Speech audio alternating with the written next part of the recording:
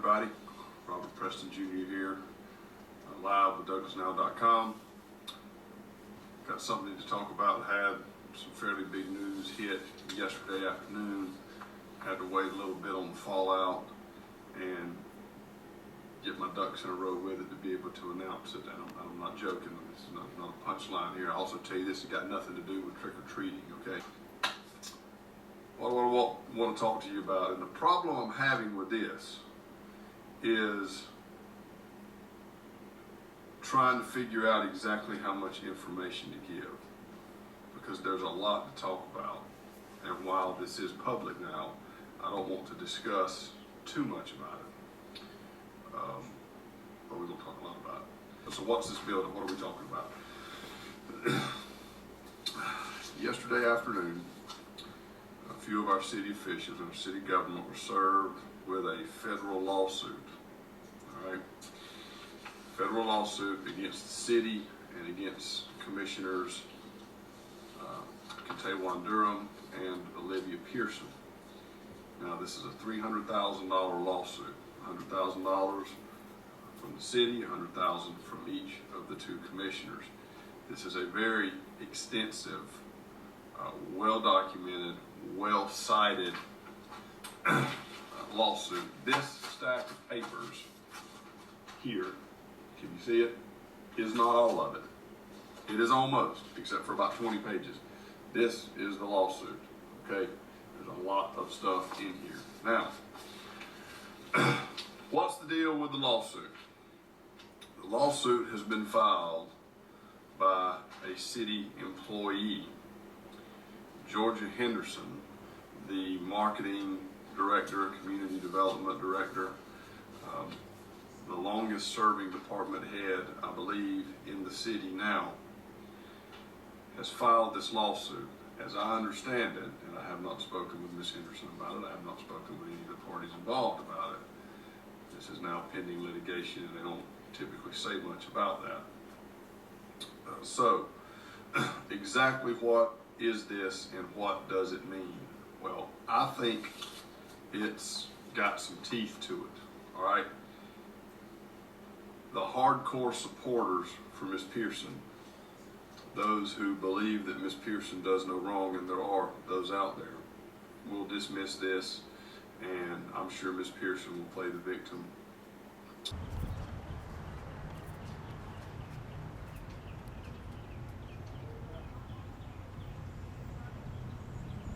All right. Good evening. Good evening. How's everybody doing? Doing great. Again, sorry for the tardiness. This will serve as the City of Douglas Mayor and Commission work session on this September 23rd, 2019. As always, we're going to turn it over to Mr. Charlie Davis to lead us through this. On the agenda today, Chandra? Yeah. Talked to her, explained what I just said, and she said that she was fine. There was no need for her to come down here and be on the agenda. I explained to her that the desire is there to repave that road. However, we're already in a budget, and those dollars have already been allocated. I want to read in some of these situations where they say that what the newspaper put in the paper on the last paper they wrote, they said that that ordinance has been suspended. When I found out the ordinance hadn't been suspended, that's a lie. It got suspended when I had a lawyer to sue the city. Then they brought that in. Cause I put Max Lauer in my truck and carried him over there. He told me to get on the agenda. We got to reimburse you like we done the rest of it. So that policy was not suspended. That's a lie. Number two, Tony Paul, I want you to listen real good. You hear me? Now I got this out, y'all. Open record question, Sunshine Law. I want you to listen real good. You hear me? Listen good now. All right. This 3 minutes. There never was no 3 minute in the work session. You understand that, y'all? This is the law right here. They own file now. Well, it was never no 3 minute in the work session. It was 3 minutes with audience participation for 3 minutes. In a work session, you get to speak long as you want to speak. Now this come out y'all file. Open record, Sunshine Law, Mr. Paul. I want you to listen to it. You got it? Okay. You don't run this city by yourself, brother. I mean what I say. Now, this is what it says now. It says that according to a charter, y'all charter, you got that, Mr. Paul? The city of Douglas government by Robert Rule of Order, new revised section 28, parliamentary procedure, section 2-29, states that the mayor shall decide, you got that? Not make decision for how many minutes of him. Y'all got nothing in y'all ordinance said that a person got 3 minutes in a work session. That's a fight now. This come out y'all own file, Mr. Paul. So you were wrong last week telling me I only got 3 minutes in a work session. Know your law, know your rules out here. You the mayor. All right, let me finish. Now all y'all up here at the commission need to know what's going on up here. You got that? It's wrong. So you were wrong last week. You told me I only had 3 minutes. Know your rules, know your regulations. You got that? That's all I got to say now. And Mr. Allen, you'll share that. First of all, again, I'm gonna ask the question, Mr. Davis. Is there an executive session scheduled for tonight? So, Mr. Davis, approximately how long have I been asking for an executive session? About 3 months, I believe. Okay. So, do you mind answering me what reason you have not scheduled an executive session when I have constantly been asking about one? We have nothing. So when I was told by the mayor that the council needed heads up on what reason we need to have an executive session, did I not mention personnel? Right, I mean, if we have a pending litigation or personal action that needs y'all's a discussion on, we would have a Is that what it states specifically, sir? Yes, ma'am.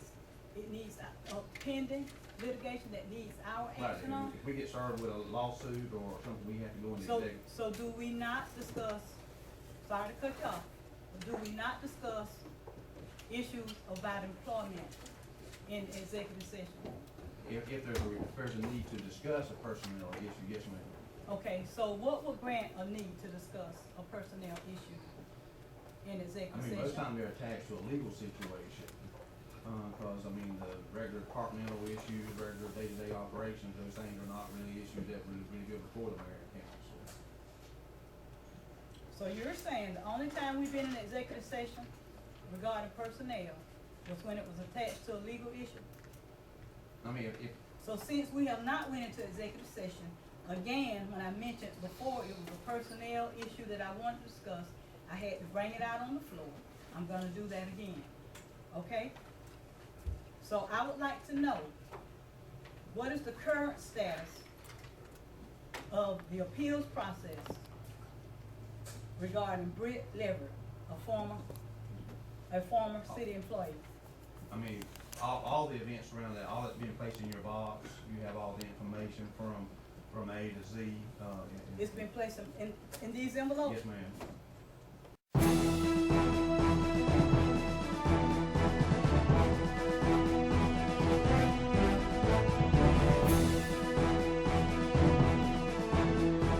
In Jacksonville, Florida on Friday. Okay, so I haven't The seen DA's it. office and the Solicitor General office gave us permission on Thursday to release information to mayor and council. And as soon as we got those released, I put all those documents and then sent you an email Friday that those documents have been placed in your email, in your mailbox. So who else on the council have had a chance to review it? I got it. You had a chance to I review did it? today. You reviewed it today? Yeah, I do. And what's the gist of it, On, of the package? Oh, let me say this right here. Let me it's say a this. lot of documents, I think to get the gist of it, best thing to do is read through it. Yes, but let me say this right here. This is a personnel issue, and we tried to discuss personnel issues. Mr. Davis said we're not going into executive But what I'm session. saying is this right here. The majority of the council is satisfied with what the city manager has presented.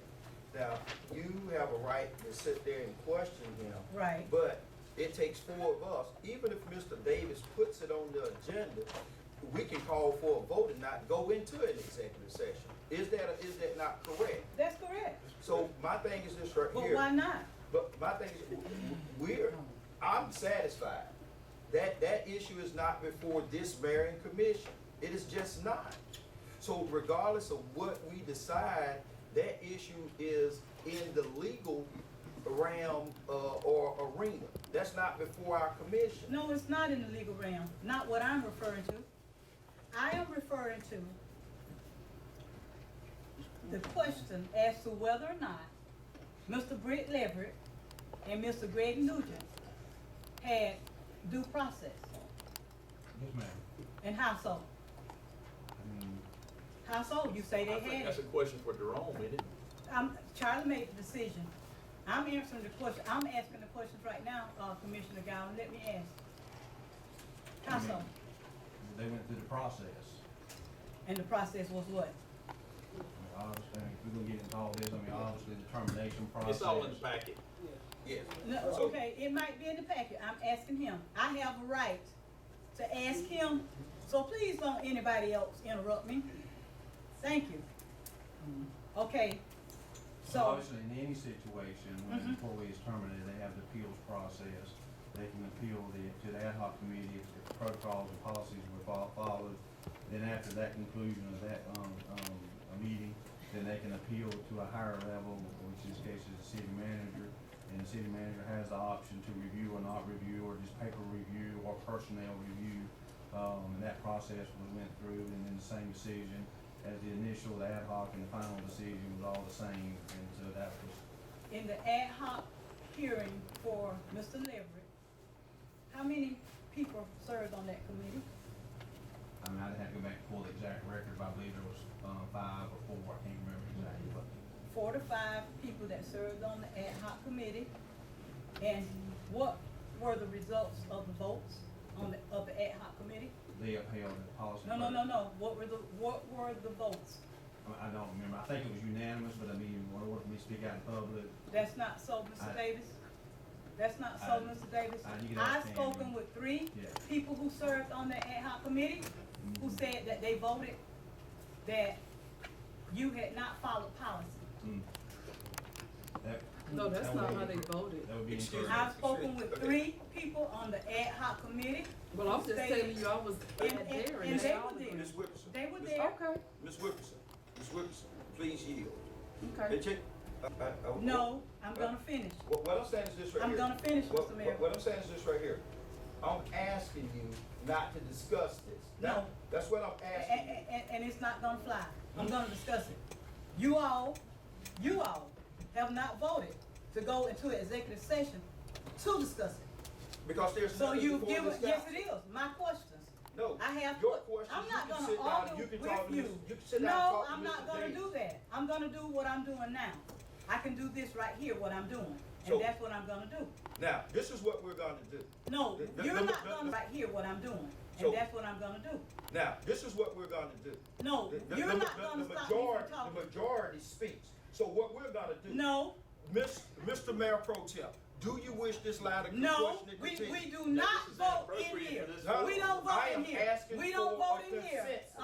You don't I'm get a asking for a consensus in here. consensus. No, Mr. you get a Dern, asked that the vote be consensus, you taken. get a consensus in Mr. Dern. the regular meeting. You do not vote in a work session. You don't vote. So what is the, Right here, what I'm doing, So- and that's what I'm gonna do. Now, this is what we're gonna do. No, you're not gonna stop me from The talking. majority speaks. So what we're gonna do. No, Mr. Mayor Pro Tem, do you wish this line of no, questioning to we continue? do not this is vote in inappropriate here. for this No, We don't I vote am in here. asking We don't for vote a in here. consensus. You don't I'm get a asking for a consensus in here. consensus. No, Mr. you get a Dern, asked that the consensus, vote be you taken. get a consensus in Mr. Dern. the regular meeting. You do not vote in a work session. You don't vote.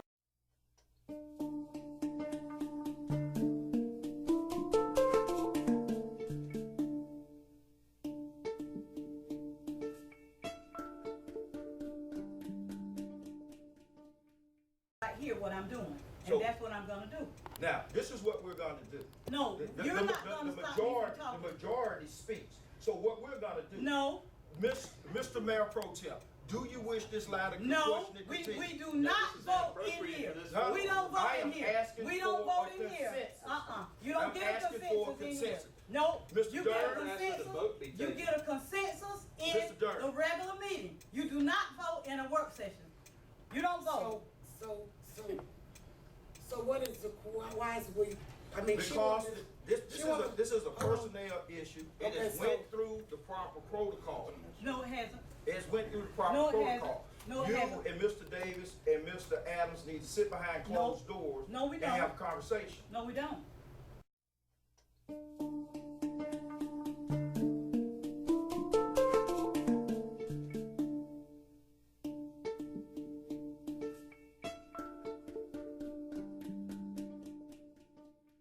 This is a personnel issue. It Okay, has so- went through the proper protocol. No, it hasn't. It's went through the proper No, it hasn't. protocol. No, it You hasn't. and Mr. Davis and Mr. Adams need to sit behind No. closed doors No, we and don't. have a conversation. No, we don't.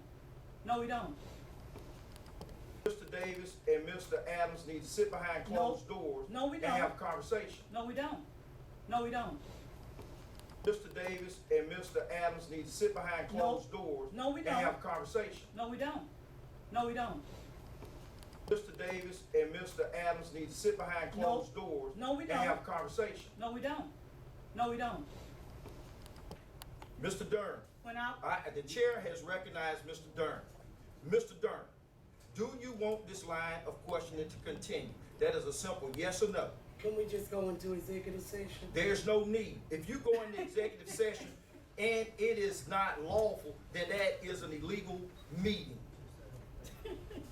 So the question, illegal meeting. So the question is before you, continue or Mr. not. Mayor, you've taken over what I was doing. You Commissioner were not Pearson, within your right to do Commissioner that. Pearson, I No, am sir. asking you. No, sir. No, and I'm answering you. Mr. Tate. I'm answering you. I'm gonna utilize my authority to ask questions. That's what I'm You doing. need to sit down and talk with him. You don't dictate what I need to do. I don't Mr. dictate to you Taylor. what you need to do, sir. Mr. Taylor. And you don't dictate to me what I need to do. Yes, ma'am. Mr. Taylor, the line of questioning Charlie. continues or not? Mr. Davis, Mr. Mayor, Mr. Mr. Mayor, Mr. Davis, Mr. Mayor, Mr. Mr. Mayor, I, looked at that package today. I stayed up here approximately 3 hours today and looked over the package and, everything that was drawn up. I don't approve of this. Let's stop right here and continue. I'm not for Commissioner McNeil, keep discussing. I what do agree you with say? that. Because four, Mr. Mayor, I, looked at that package today. I stayed up here approximately 3 hours today and looked over the package and, everything that was drawn up. I don't approve of this. Let's stop right here and continue. I'm not for Commissioner McNeil, keep discussing. Mr. Mayor, I, looked at that package today. I stayed up here approximately 3 hours today and looked over the package and, everything that was drawn up. I don't approve of this. Let's stop right here and continue. I'm not for Commissioner McNeil, keep discussing. Commissioner McNeil, Keep discussing. I what do agree you with say? that. Because four voices are louder than one, Commissioner Pearson. I don't care. It is I louder don't care. than one. I don't care, sir. In a work Ms. session, McNeil, Ms. in a work McNeil, session, I have how a do- right to how talk. do you It's not up feel for a vote. About It's not up for a continuing this vote. line of It's not questioning up for a vote. or not? I don't think we should continue this line of questioning, Mayor. Thank My you. reason is that I got my packet on Friday and I read it and I've done my research. I've done my homework, I've done my research, and I truly believe that we do not need to talk about this in this meeting. Mr. Moore, So I don't think we should continue this line of questioning, Mayor. thank My you. reason is that I got my packet on Friday and I read it and I've done my research. I've done my homework, I've done my research, and I truly believe that we do not need to talk about this in this meeting. Mr. Moore, So- And I've done my research. I've done my homework, I've done my research, and I truly believe that we do not need to talk about this in this meeting. Mr. Moore, So- And I've done my research. I've done my homework, I've done my research, and I truly believe that we do not need to talk about this in this meeting. Mr. Moore, So- And I've done my research. I've done my homework, I've done my research, and I truly believe that we do not need to talk about this in this meeting. Mr. Moore, Moore. So do you think we should Mr. talk Moore, about it in the the chair executive session? recognizes Mr. Moore. Mr. Moore, Moore. So do you think we should Mr. talk Moore, about it in the the chair executive session? recognizes Mr. Moore. Mr. Moore, Moore. So do you think we should Mr. talk Moore, about it in the the chair executive session? recognizes Mr. Moore. Mr. Moore.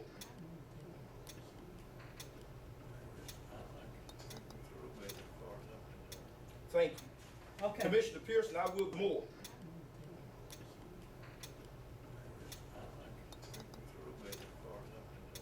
Thank you. Okay. Commissioner Pearson, I will give you the last word, but the consensus is, I I'm don't care. finna I don't care adjourn what the this work consensus session. is. I don't care what it is. Because you have no I regard don't for care. protocol. I don't care what the consensus, no, you have no regard. Go ahead. You have no regard. Let's go. Because in a work session, I have a right to speak. It's not about a vote as to whether or not we should have a line of questioning. It's about a vote in a regular meeting, Mayor. Mr. Adams just stated to you, you need to learn how things are supposed to be done. Commissioner Pearson, You state your don't, case. you and three more votes or whomever don't decide what I say in a work session. Agreed. You don't decide what I say in a meeting. So what we're going to do. What we're gonna do, because you're gonna stop interrupting me, I'm gonna finish I'm asking the finna adjourn questions. this work session. That's what I'm I'm gonna gonna finish do. asking the I'm finna adjourn questions. this work session. That's what I'm I'm gonna gonna finish do. asking the questions that I want to ask. So again, Charlie, Move to David, adjourn. being that you said the ad hoc committee We don't vote. upheld what you were saying, We don't vote. how many people, I say it, how many people work session. voted along those lines? My understanding, if my recollection is correct, it was unanimous. Okay, so that's not true. All right, so at this point,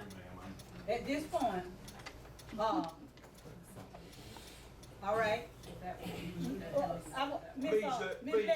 Lever, will you stand up to the podium? No, she is Miss not going to the Lever, podium. will you stand up to the The podium? work session, please. Miss Lever, will you stand up to the podium? No, she is Miss not going to the Lever, will you podium. stand up to the The podium? work session, They don't want we, transparency. we, They want we stand everything adjourned to for the be work Miss session. Lever, So that's Okay. not, Mr. Lorinda Gray, President, I Andrew will Jackson. gladly give you an interview. You can have all Loren- that I know. Lorinda and Gray, Andrew Jackson, and Willie Styles, Work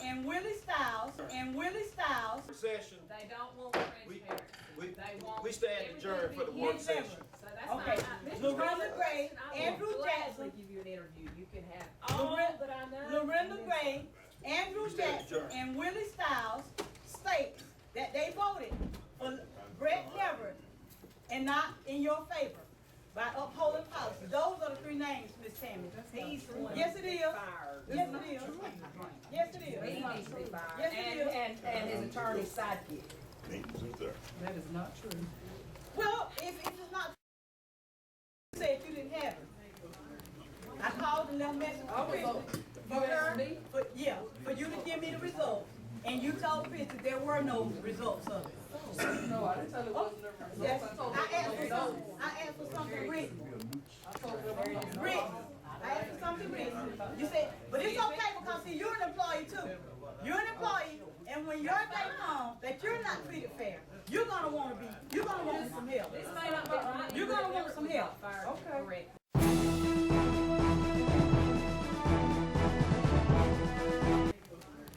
I called and left message for Christie, for her, for you to give me the results. And you told Christie there were no results of it. No, I didn't tell you wasn't there. Yes, I told I asked for something written. Written. I asked for something written. You said, but it's okay because see, you're an employee too. You're an employee, and when your day comes that you're not treated fair, you're gonna want some help. This may not be right. You're gonna want some help. Fired correctly. Because Stevie Young is Britt's Leverett immediate supervisor. He did not fire Britt. He didn't fire him. The policy says you have to be fired by your immediate supervisor. Okay. Stevie didn't even know anything about it. Okay. You say okay because you know I'm telling the truth. Okay. They have not followed Policy policy. that starts with the city manager and ends with the city manager It's is a not conflict. a policy. It's conflict. Anybody knows that. How can you have a person that fires you to be the same person that decides your appeal? There is no fairness in that. There is a Not conflict. a policy. It's conflict. Anybody knows that. How can you have a person that fires you to be the same person that decides your appeal? There's no fairness in that. There's no fairness in that. And for these commissioners to sit up here and uphold this kind of foolishness is wrong. It is wrong, and they need to be voted out. They need to be voted out. They need to be voted out. Everybody laugh. Because this is sad. This is sad. Because we have a dictatorship. Because this is sad. This is sad. Because we have a dictatorship here in the city of Douglas. We have a dictatorship. That's what they're running up here.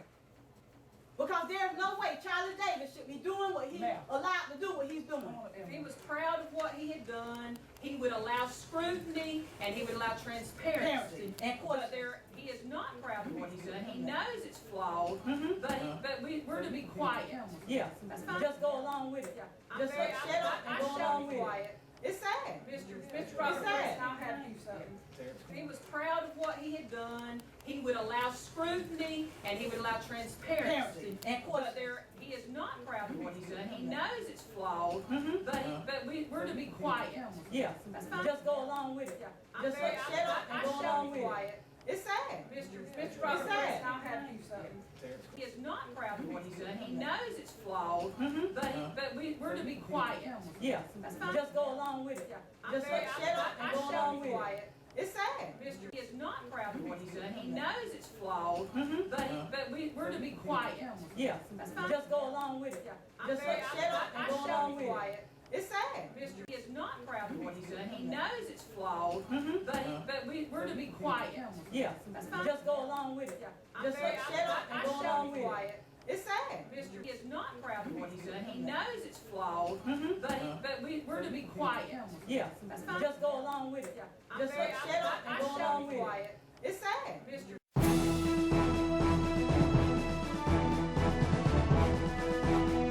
Of all my years of studying government, government is not supposed to operate like this. Government is supposed to be ran by the people, for the people, of the people. It's not being ran like that. They have a dictatorship, just like they got a dictatorship on these utility bills. Folks having $7, $8, $9, and $1,000 utility bills that they won't even bother to look into. It's sickening.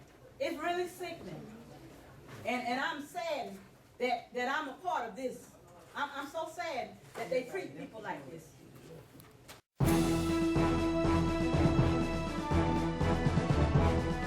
Commissioner, Yes, sir. I have a question. Yes, sir. I heard you just did a lot of talking, but I didn't hear you reference GMA and assistant from GMA. Don't you think that somebody needs to have some questions I can answered? tell you, Mr. Rhines, in the past when I've contacted GMA, we do have a new person of GMA that's over the legal department now, but in the past when I've contacted GMA, they would say that needs to be handled between your city manager and your city attorney. That will be the answer that you would get. But that we do have Rishi Patel, who's the new legal person for GMA. I will reach out to Mr. Patel. The reason I asked that, because I record 30 cities with this type of problems. And I just never seen it the way I see it here. Yes, sir. And I commend the cities that are carried out the affairs of the people like you should. Right. But I have never seen wherein the elected officials don't have equal share. And it seemed like, so I think GMA would probably be your best bet. Yes, sir. Thank you. I will definitely reach out to them because this is really ridiculous. It's sad. Census of the mayor and council to not continue this line of pushing. They can do what they want to do. Apparently they can. No, they never, that's why he ain't gonna, I don't know what you wanna do for 2 more weeks. And why am I not allowed to speak, Mr. Yeah. She filled out a I paper. filled out a paper and. And Charlie denied her coming to talk. And so did Tony, Talk. And why am I not allowed to speak, Mr. Yeah. She filled out a I paper. filled out a paper and. And Charlie denied her coming to talk. And so did Tony, Talk. And why am I not allowed to speak, Mr. Yeah. She filled out a I paper. filled out a paper and. And Charlie denied her coming to talk. And so did Tony, Talk. And why am I not allowed to speak, Mr. Yeah. She filled out to about a paper and. And Charlie denied her coming to talk. And so did Tony, Oh. Well, you can talk on live, cause Mr. Preston. Yes, fine. Yeah, you My can. lawyers will do my talking. And there's two lawsuits coming on Friday. My lawyers will not gonna speak for me. I mean, it beats all I've ever seen. Everybody walked off, all them chickens in the house. And nobody got no paper. And nobody got no paper. And nobody got no paper. Nobody got no paper. Nobody got no paper. Nobody got no paper. Nobody got no paper. Nobody got no paper. And nobody got no paper.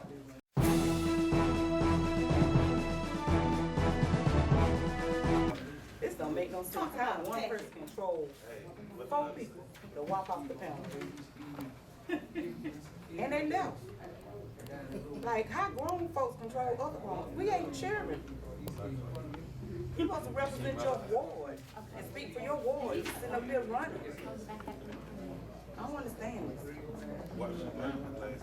This don't make no sense. How one person control 4 people to walk off the panel. How one person control 4 people to walk off the panel. How one person control 4 people to walk off the panel. How one person control 4 people to walk off the panel. This don't make no sense. How one person control 4 people to walk off the panel. And they left. Like, how grown folks control other grown? We ain't children. You supposed to represent your ward and speak for your ward. You sitting up here running. I don't understand this.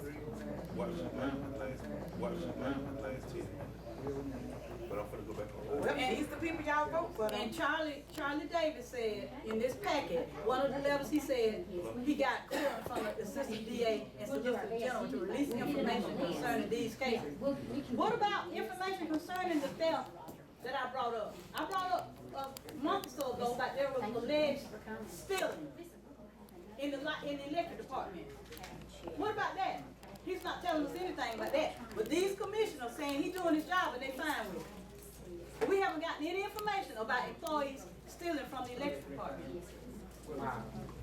Some electric poles that cost approximately, some of them run as high as $10,000. And these commissioners good with what Charlie Davis doing?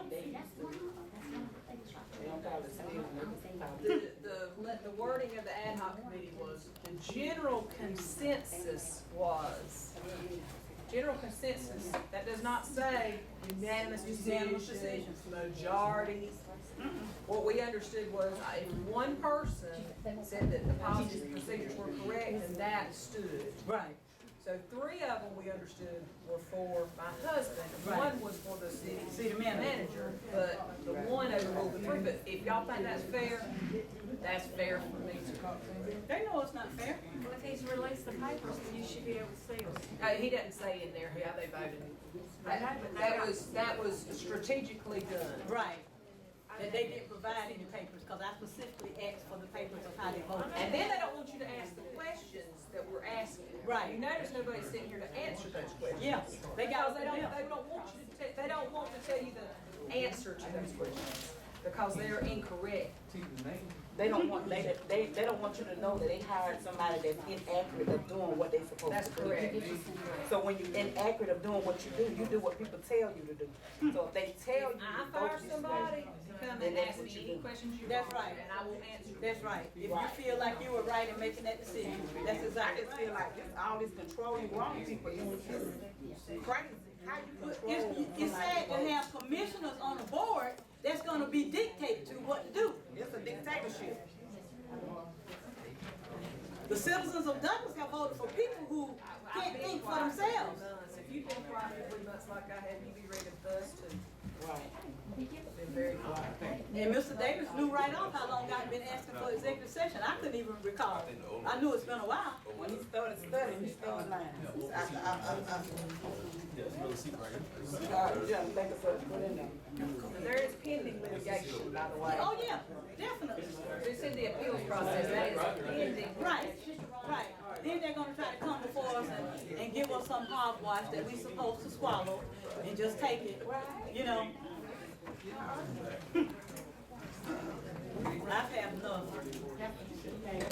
had enough. It's so sad. It's sad.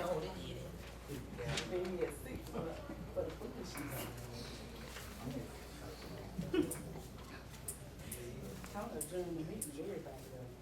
They don't? In the middle of the meeting. He got mad and We said, got 5 more minutes. I'm just gonna adjourn the meeting. Everybody else.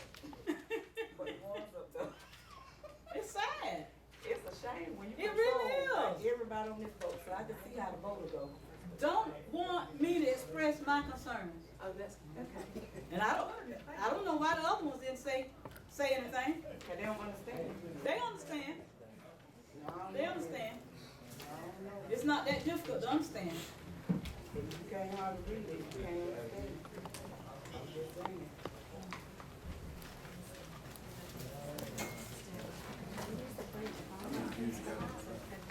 If this is what the citizens of Douglas like, this is the kind of representation they want. Oh well. No, sir, they won't let him. No, sir. No, sir. No, sir, I have not been on. No, we said. And this Yes, is we one are. of the three. We four votes. We are four votes. And I'm Four one of them votes will too. get rid of that. And I'm one of them too. So it ain't we. Yeah? Well, we need 4 votes. Well, We need 4 votes. not we. Bob Moats stood. No, Bob, I don't know what's going on with Bob. He's been here longer than anybody. He know what time it is. He know Charlie Davis ain't doing right. And he get paid $116,000 Okay? Taxpayers' dollars. with no education, To treat people any kind of way. no bachelor, no nothing. I could do that, Charles. Give me them $116,000.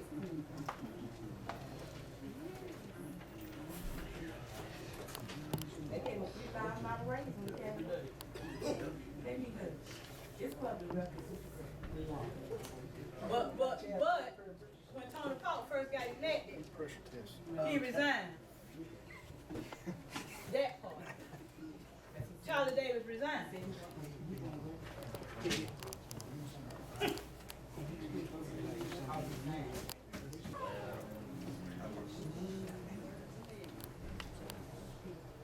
What did the packet say?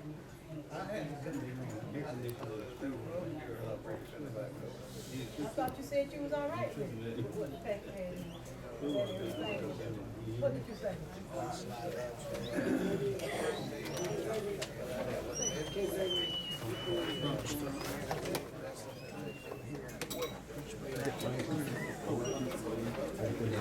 What investigation did he do? You had that with you? I'm gonna stop just taking people's word. See stuff for yourself. And what does it say? The gist of it. The gist of it. The gist of it. The gist of it. What did they find guilty of? What did they find him guilty of?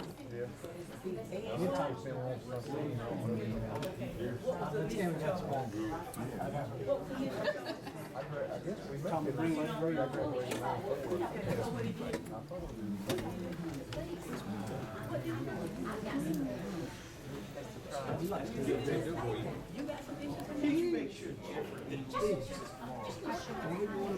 Oh, you sure can anytime. Is that standard for? Only parts of it.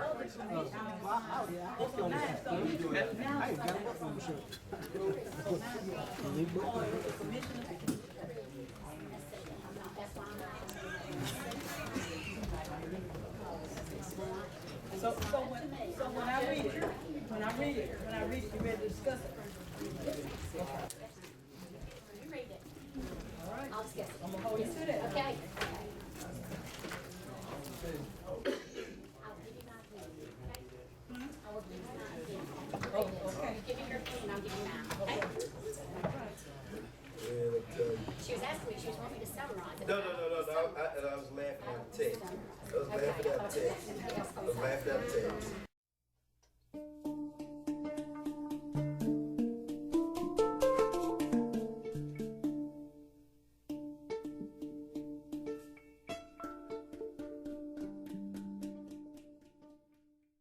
step text. I might have a different. All right, here we go.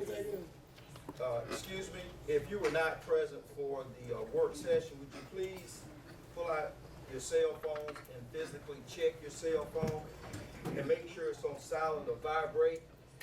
And we're gonna start. Mr. Davis, are you ready? Yes, sir.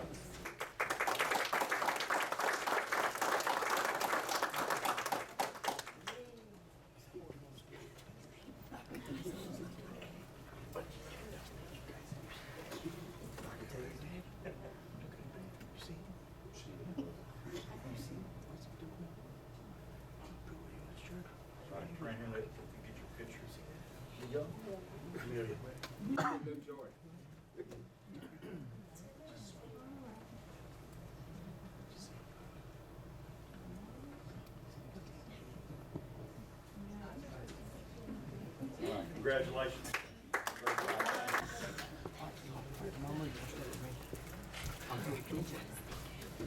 Next on the agenda is the consent agenda items. As always, we'll turn it over to our city manager to reiterate the items put on the consent agenda. Mayor Commission, we have, two items coming over on the consent agenda. We have, item 2, approval of the purchase of the work supplies for Optimum Chemical Project. And item 3, approval of the airport capital improvement plan for years FY 2020 through FY 2025. Those are the 2 items. Next item, the item 4, this will be the first reading of amending the ordinance for the Unified Land Code Development. This will be very short, be it ordained by the Mayor and Board of Commissioners, City of Douglas, and regular meeting assumed pursuant to lawful authority thereof, Unified Land Development Code of the City of Douglas, hereby amending the standard meeting of form by amending section 3 of the Unified Land Development Code, chapter 3, table 3.1, to permit boundary bars, nightclubs, convenience stores, and mini storage, self-storage facilities in the Gateway zoning district, offered read for the first time in the regular meeting of the Mayor and Board of Commissioners, the City of Douglas on September 23rd, 2019, will have a second reading on October 14th. Thank you. Next on the agenda is staff comments. Just want to share one announcement. Want to remind the community that we will be hosting a chat and chew this week on September the 26th, 6:30 p.m. at the Boys and Girls Club. This one will be hosted by Ward 4 and 5, that is Commissioner Gowan and Commissioner Mike Neal. We might not be back, but anyway, okay. Thank you. Thank you. Next on the agenda, we have the mayor and commissioners' comments. I would say this right here. We've had enough theatrics for this evening. And my thing is this right here. We've handled the city's business. Our work session was a little contentious. So my thing is this right here. I would like to forego the mayor and commissioners' comments and entertain a motion to adjourn. Second. It's been motion and second. All in favor? Aye. All opposed? Opposed? Motion carries. We stand adjourned.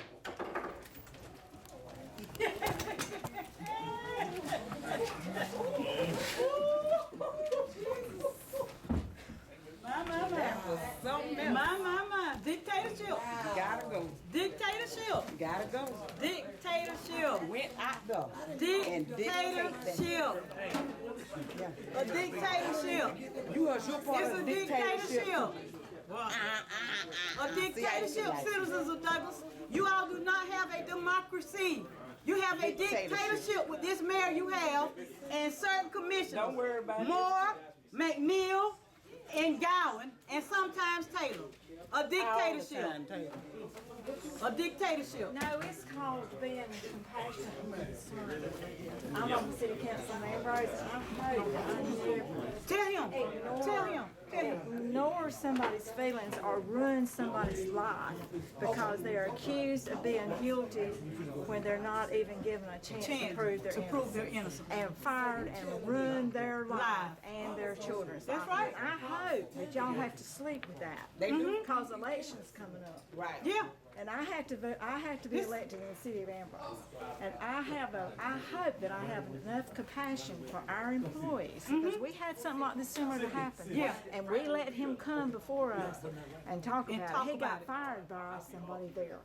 And we hired him back because he was innocent. I've seen that in many Yeah. cities. Many This, cities. this is sad. They did This is right here sad. on this board. This is sad. It was It's a been young said lady at one of that the was other fired. meetings, this is one of the worst administrations ever. I've been on the council 20 years, and I can say this is one of the worst administrations I've ever Man, let me seen. ask you a question. I have never seen a meeting adjourned like the one in Douglas this evening. And I'm going to 30 cities. If you go to Boston G.B.R, you'll see a lot of my videos. I've never seen this before. Why does the people sit on the council allow this to happen? Because they don't have any gumption. They don't have any gumption. But why- They're gonna go along with whatever because they don't care enough. They don't care enough. If it was happening to their family members, it'll be a different story. Have anybody, I mean, when I was in Gordon, and they called hell in Gordon with Mayor Rand Whippaloo. And my question is, why have not somebody contacted GMA? I mean, this is what, some of the cities that I've been to, they came down and they gave training session. The Attorney General, Sam Olens at the time, he came to This Meds, mayor- because I was in Meds with. This mayor has denied us our freedom of speech. That's what he just done. And civil duty. That's right, and civic duty. We have a right to represent the people. If there are concerns from the people, we got a right to say it. But he adjourned the meeting. And somebody just called me today before I was getting ready to come. Can you all sit down and talk? Can your mayor and some of your commissioners sit down and talk? I say, sure, we could sit down and talk. But no, after the night, there's no talking. There's no talking. There's no talking. Because whatever he says, it's going to be a lie. And I will not believe it. I will not believe it. And I don't know what has happened for Tony Paul to turn into the person he's became. But God knows this is wrong. This is wrong. Mayor. No other mayor has ever denied an elected official from stating their concerns. Counsel. No other mayor. Yes, sir. Commissioner, I hear you talking a lot, and I'm just being honest with you. Okay. And I'm not ashamed of anything that I'm saying. I'll be on Okay. MSNBC. I ain't got nothing. Yes, to sir, hide. I got you. My point is, I hear you bring up a lot of issues, and to me, some of them is beyond you. But somebody in the state of Georgia should be able to come and address these concerns, even with your city manager. I heard you talk. Yeah. In terms of executive session. Right. Now, if I wasn't going to 30 plus cities, I wouldn't know about going into executive session.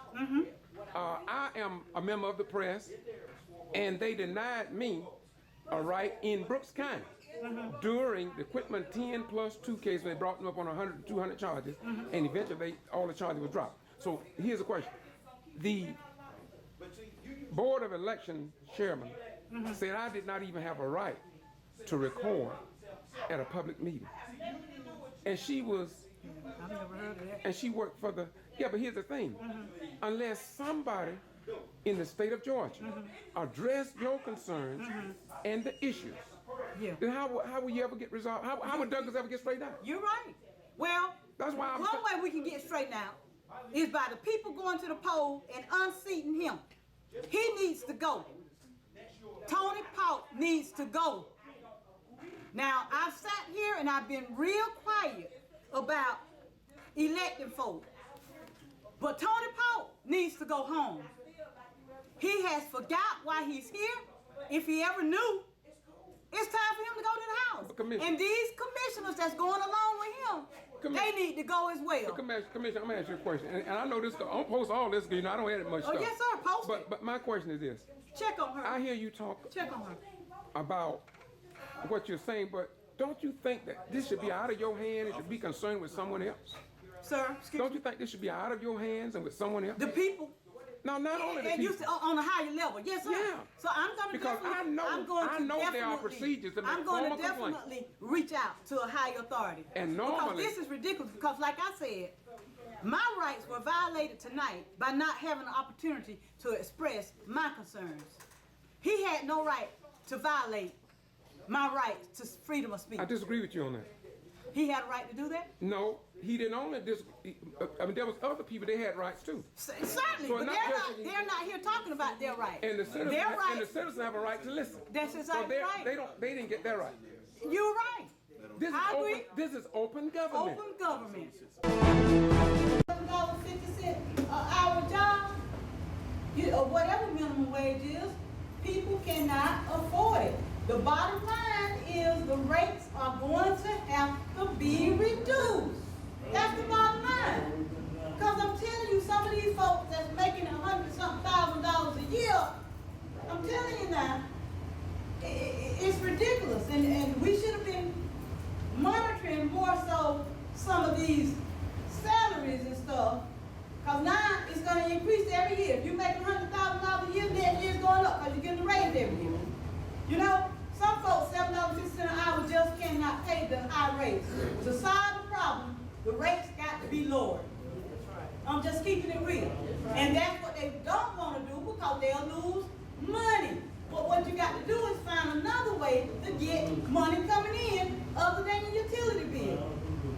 So, but y'all, before we leave, y'all gonna have to designate a spokesperson who's gonna go down there Monday night to our meeting and speak. And you got to call and get on the agenda. I know you two are already on the agenda, but for the others who don't know, you got until 12 o'clock tomorrow. Call City Hall, get on the agenda to speak Monday night if you concerned and want to be heard. I'm sorry, Mr. Brown, go ahead. We're gonna come up with a better solution. I Okay. just came tonight to talk to my people. You know. And could y'all speak a little louder? I said, I just came tonight. You want me to get loud? I can talk loud. I just came tonight to talk to my people. And see, my problem is, I got a bad light bill. But that's my problem, though. Everything that go on in the city is all about you. You. He bash you. He don't bash nobody but you. Right. That's the problem I got. I know.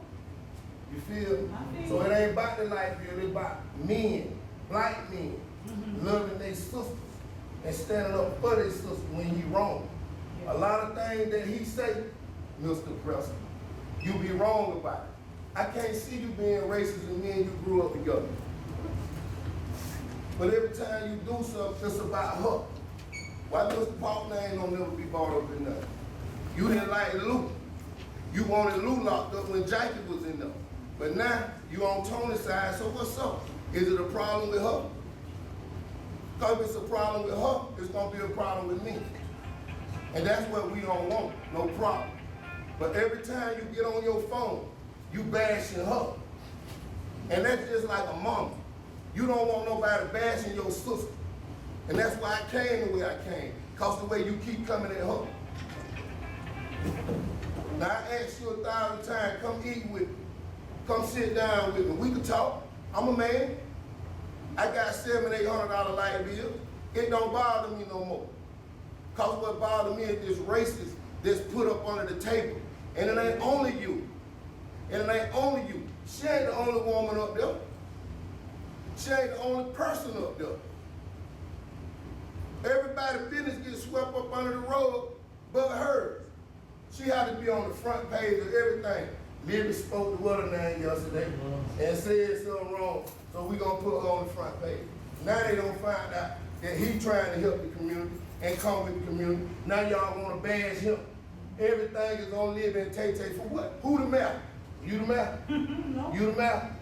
Okay then. They can't move unless he move. We don't call them 1,000 times about light bills, about police. My homeboy just went to, okay, my boy just went to jail for throwing a plate down and some food on the police feet, and he locked him up for 60 days. What is that? What is that? What is that? They do us the way that they want to do us.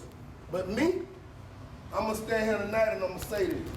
I lay on my back before I let these, I don't want to go there.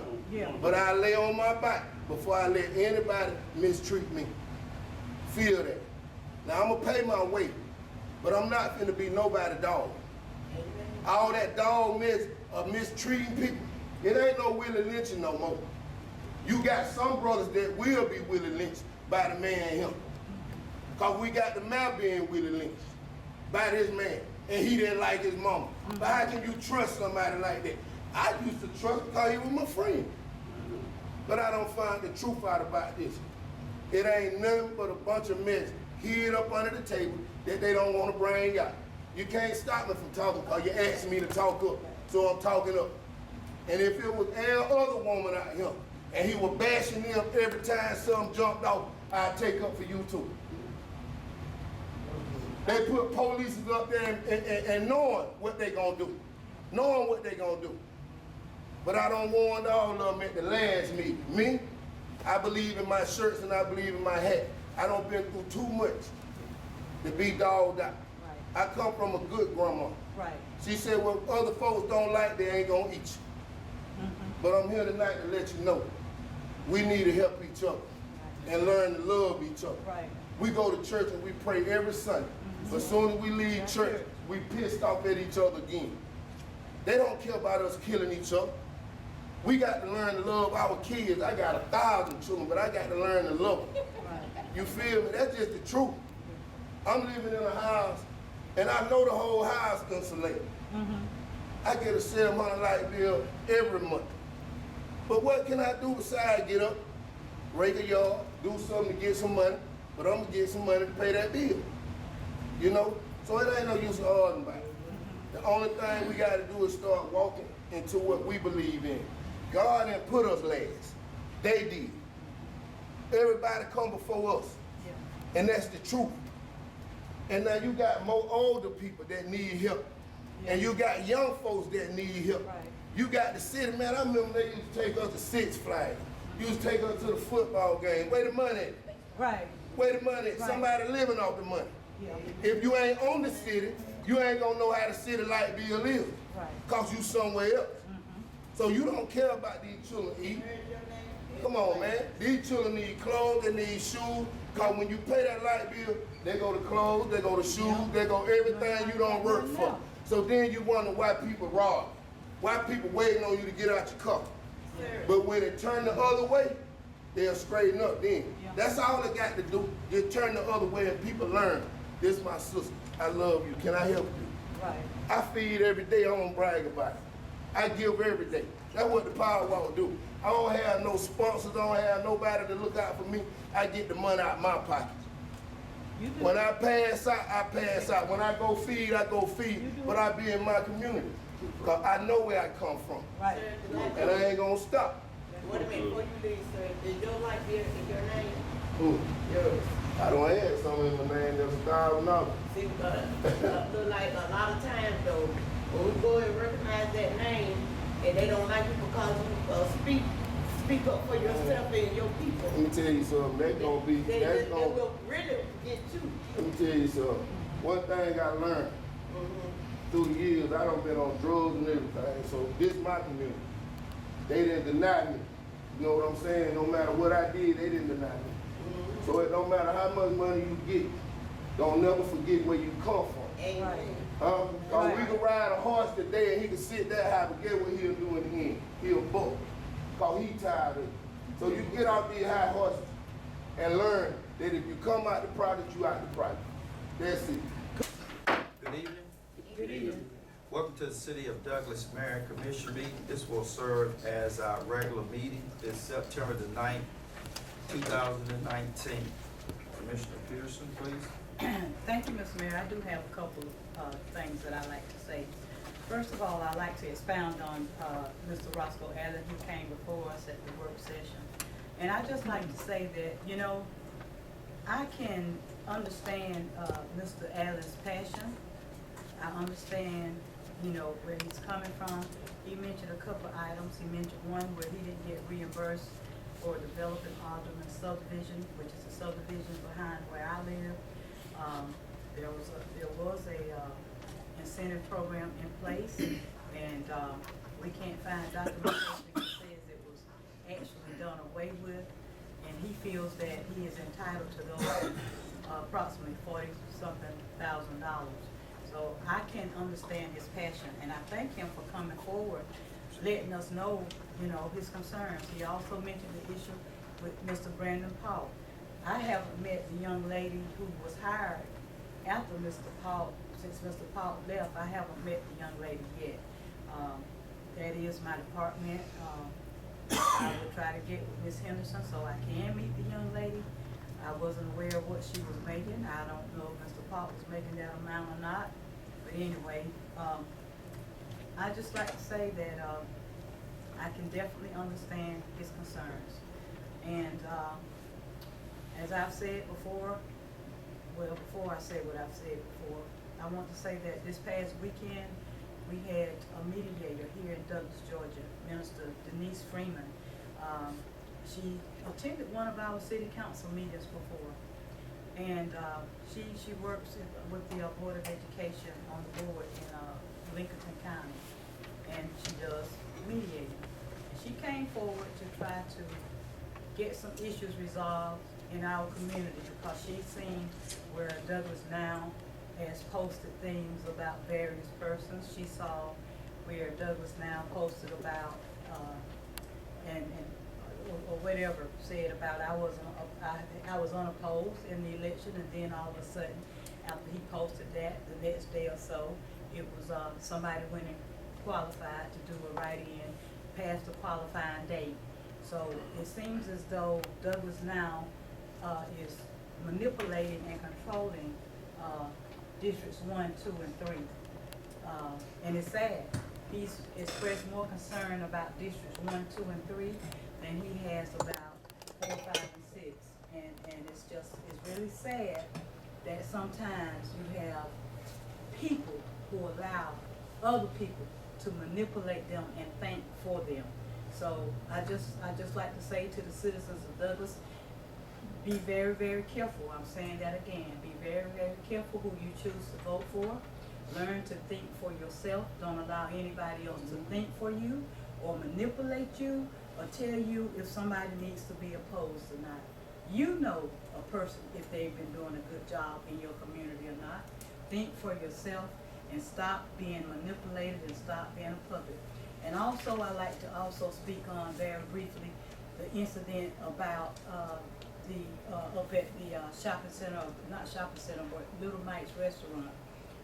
Mr. Michael Clark got in touch with me and told me that that's his property and that his daughter does not own that, and she had no reason to tell the police department that I could not come up there. But some of my constituents asked me about that, so that's why I want to talk on that.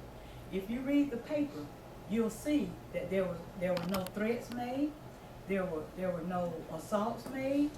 The lady stated that we argued. I didn't even consider it an argument. I considered it a discussion. We had a discussion on a couple of items, and we disagreed on those items. But no cursing, no threatening, none of that. But she called me that Sunday morning and she said to me, Miss Olivia, I'm sorry that I had to involve the police with that. She said, because it really was not warranted. She said, I overreacted. So, but to the citizens of District 3, I just let you know, I did not give a comment to the newspaper. The newspaper did not contact me.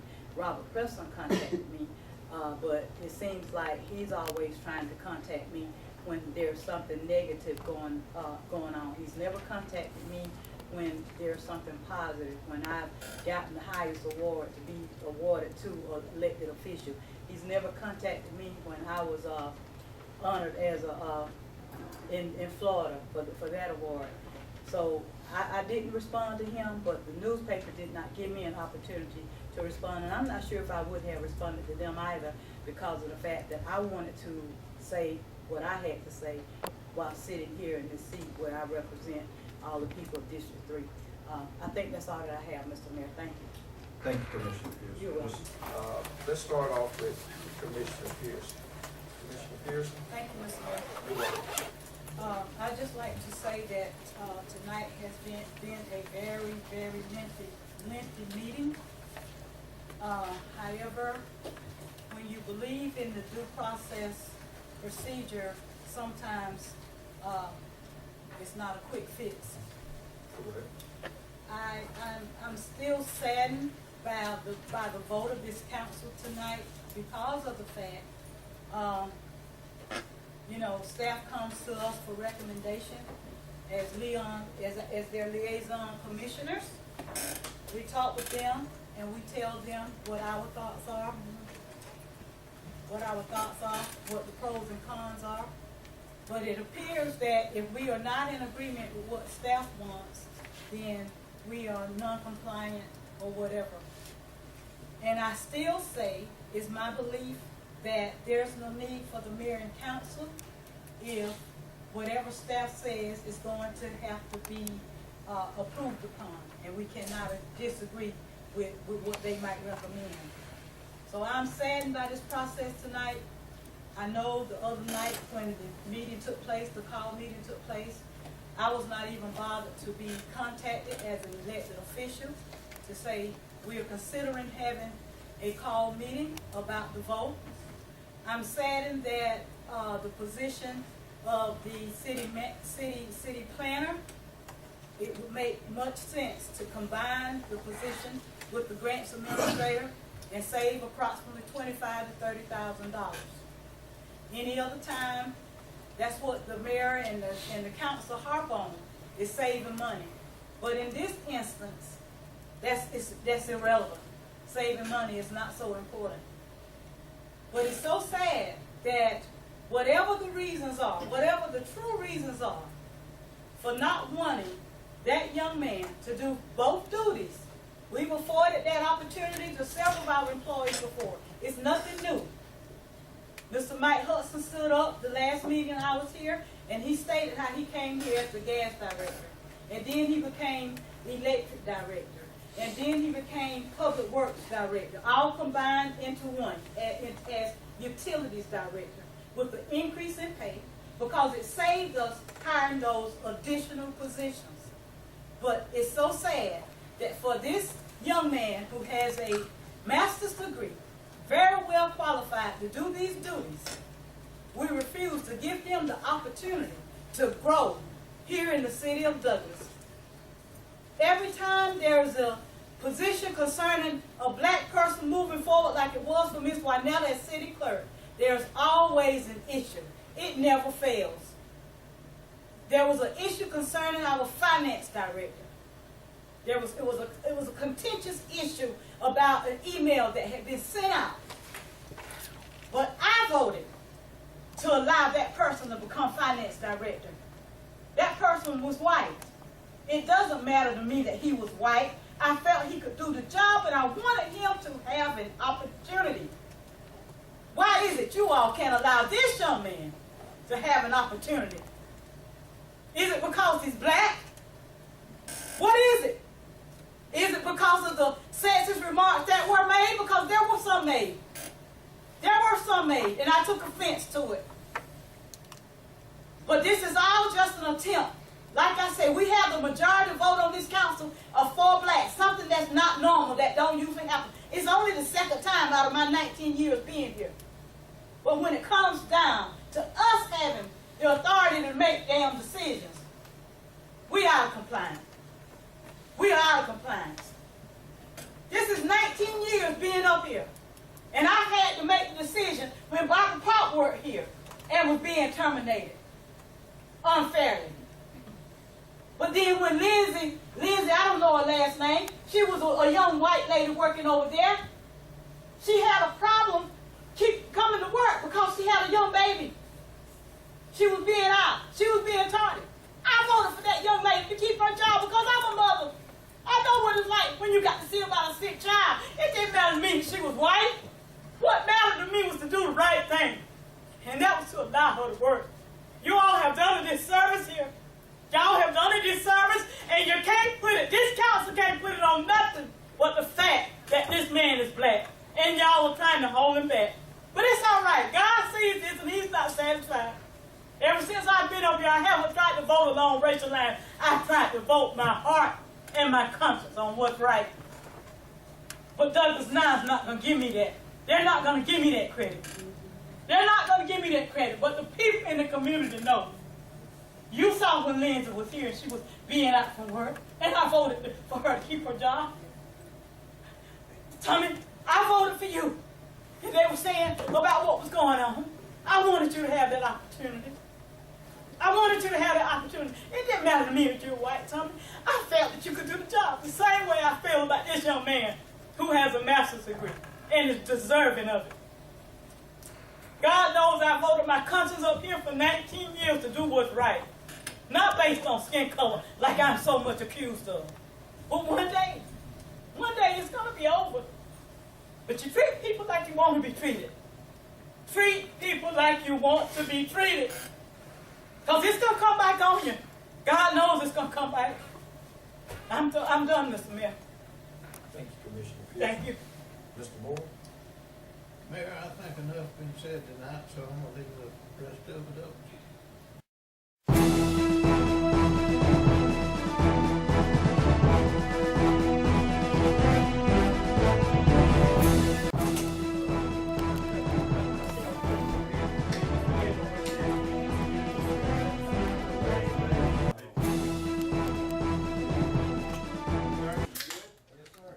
All right, we have enough here to officially conduct the business of the city of Douglas.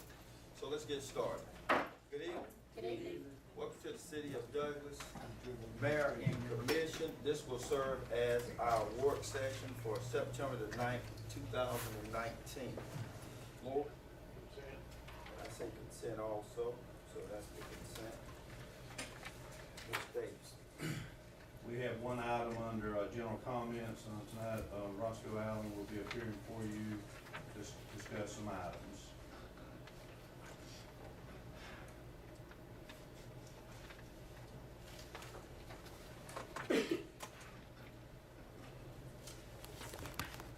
Good evening, Mr. Allen. How y'all doing, all right? Right.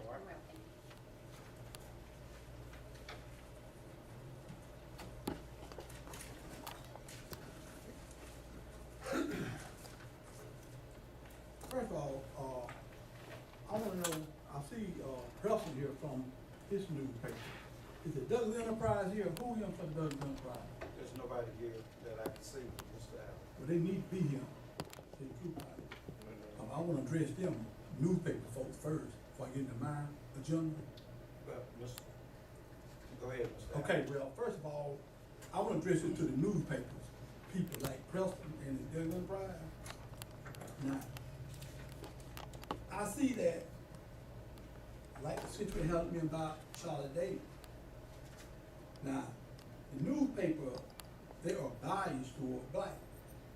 The Douglas Enterprise biased and Preston is biased toward black. The reason why I'm saying this because, now, Charlotte said that I threatened a commission, like McGowan. I want this for the record and put this in the paper. See, I had a witness. When Matt McGowan got mad at me and went out the side door, I got a witness, ratting him, a commission. He said that Roscoe gonna make me beat his damn ass. So why y'all didn't put that in the paper? Mr. Allen, let me say this right. Let me tell you, Ms. Pop, hold on now. No, whoa. Let's make sure we get something straight, Mr. Allen. I'm trying to be very respectful to you. What you're addressing is the media. You're not addressing us. That issue is not before us. Listen, he is the media, Tony. I'm saying He this is right the here. media. You can talk to him offline. No. What is your business before our See, the commission? man didn't talk to them offline, he did. When he put all that paper about me, Mr. Tony. Come on, man, Okay. look. This is business.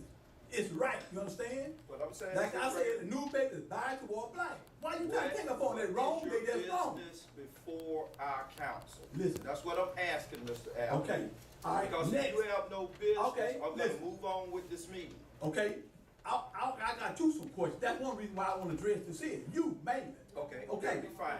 You said you're a mayor for all the people, right? What people you a mayor for? You tell me. I want to know now, okay? So you always talking about what Mr. Roper said about this and that. When I gave y'all all the depositions from every city commissioner about that reimbursement about Sullivan I put in. That's right. You always, Roper said that that policy was never suspended, never came for him. Now you always talk about Mr. Roper this. Number two, what reason why you voted against me? Get the 42,000, I don't know. Tell me what reason you voted against me. I don't hear I you. will respond to you in writing, Mr. Allen. Well, put it in, okay, I want you to go in, I'll put it okay? in writing. Why you can't let the people know? You voted against all the people against me, you Mr. did? City Attorney. Huh? we'll get a list of Mr. Allen's, questions. No, and let me we'll finish my start question. No, let me get my question out here. No, we don't get no list of nothing. I'm on the jump. Ain't nobody out of place. So you got that? You voted for everybody against me now. Don't tell me not you just won't put it on paper. You didn't put it on paper and vote against it, you didn't, Tony. Okay, Did you? I'm not They commenting. say yes or no. I'm not commenting. See, that's a problem, see. You already know how I vote. And number two, I know how you vote, that's right. All right then. And you had no reason to vote that way. Okay, let's keep it going. Because, do you remember what I done? When you ran, I ran a 16-passenger van for you. No, you didn't. Yes, I did. Because I had your You got mama. that for Tony Paul. Yes, I did. Okay. I put the kid in your mama hand. The whole season to the pole, Tony. Okay. Don't tell what I didn't do. I know what I done. Anything else? Number three, this is the worst administration I ever seen under you run in the city. You know why I say that? The like Brandon Paul situation. Okay? Now, Brandon Paul could have done a dual position, just like you got other folks doing dual positions. Someone doing 3 different positions here. The city could have saved the money. Now, y'all supposed to be what's right and best for the taxpayer, saving money. Now, y'all gave her that job.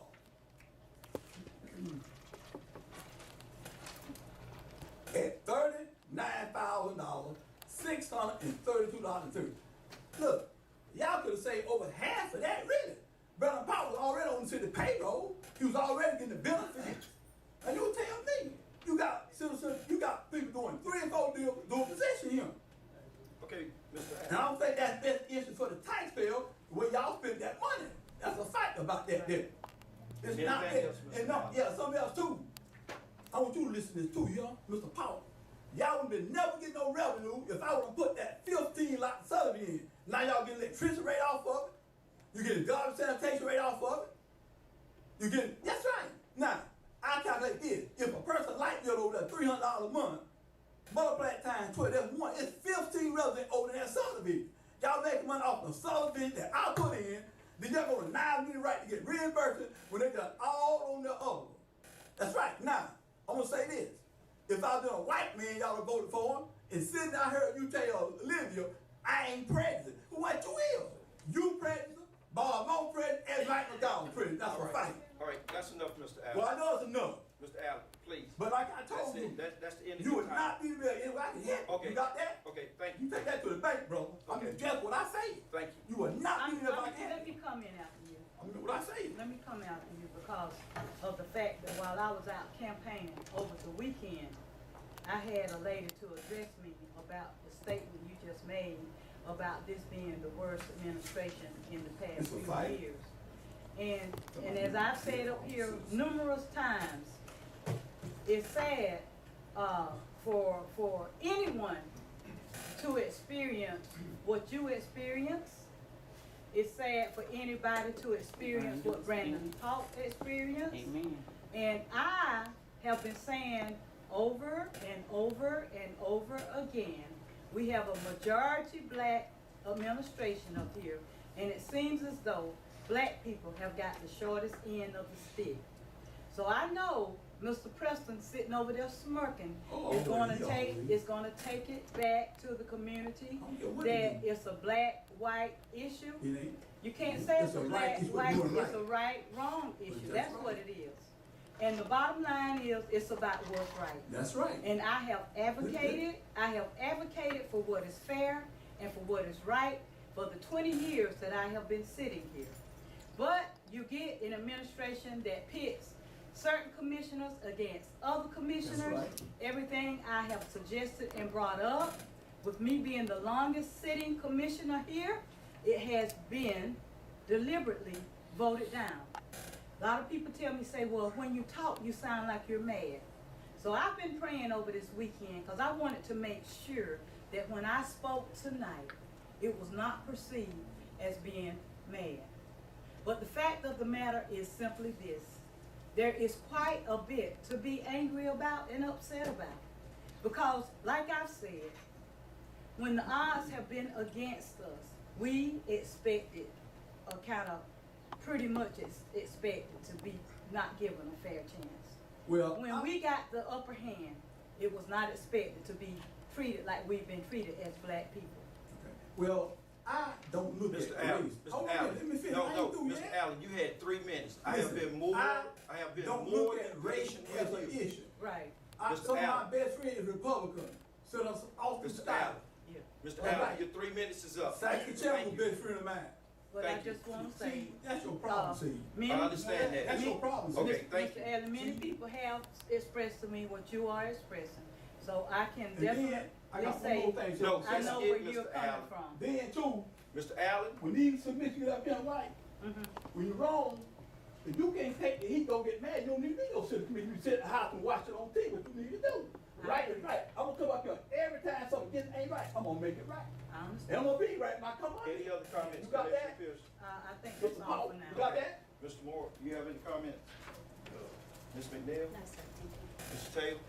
Okay. None? Any updates? No, All right, that will conclude our, work session. We'll do it in 45 minutes. Thank you.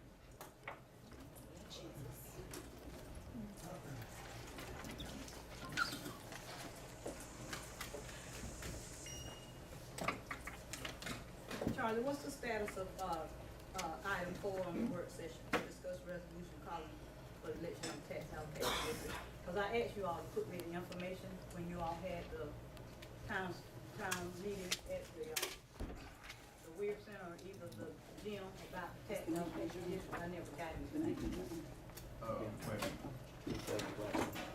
This is the last part, you know, you have to call, the House has to pass it, the Senate has to pass it, the governor has to sign off on it. That gives us authorization to petition, put it on the ballot for the voters to vote on it. And this is just a process of where you ask the county election superintendent to put it on the ballot to be voted on, and this is all this is about. Okay. Who handled that meeting? Georgia? Which department handled that meeting when we had that That town was hall? joint city county school board meeting. Okay, yeah, but I was told I'd get a handout. Do you know who has a I mean, presentation? I mean, I don't know about the handout, but it's a presentation, email y'all, is,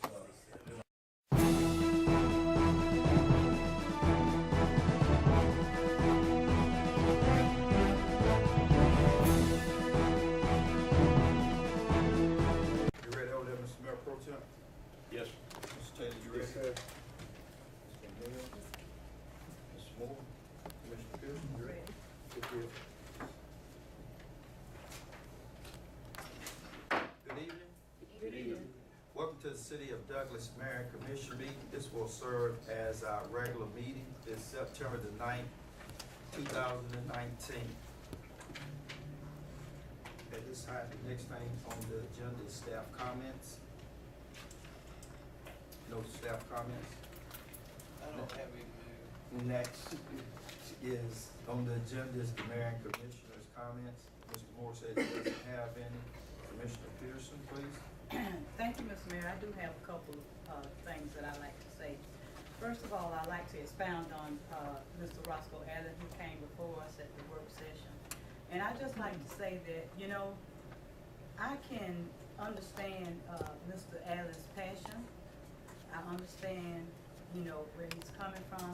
He mentioned a couple of items. He mentioned one where he didn't get reimbursed for developing Alderman subdivision, which is a subdivision behind where I live. There was a incentive program in place, and we can't find documentation that says it was actually done away with, and he feels that he is entitled to those approximately $40-something thousand. So I can understand his passion, and I thank him for coming forward, letting us know, you know, his concerns. He also mentioned the issue with Mr. Brandon Paul. I haven't met the young lady who was hired after Mr. Paul, since Mr. Paul left. I haven't met the young lady yet. That is my department. I will try to get with Ms. Henderson so I can meet the young lady. I wasn't aware of what she was making. I don't know if Mr. Paul was making that amount or not. But anyway, I just like to say that I can definitely understand his concerns. And as I've said before, well, before I say what I've said before, I want to say that this past weekend, we had a mediator here in Douglas, Georgia, Minister Denise Freeman. She attended one of our city council meetings before, And, she works with the Board of Education on the board in, Lincoln County, and she does mediating. And she came forward to try to get some issues resolved in our community, because she's seen where Douglas Now has posted things about various persons. She saw where Douglas Now posted about,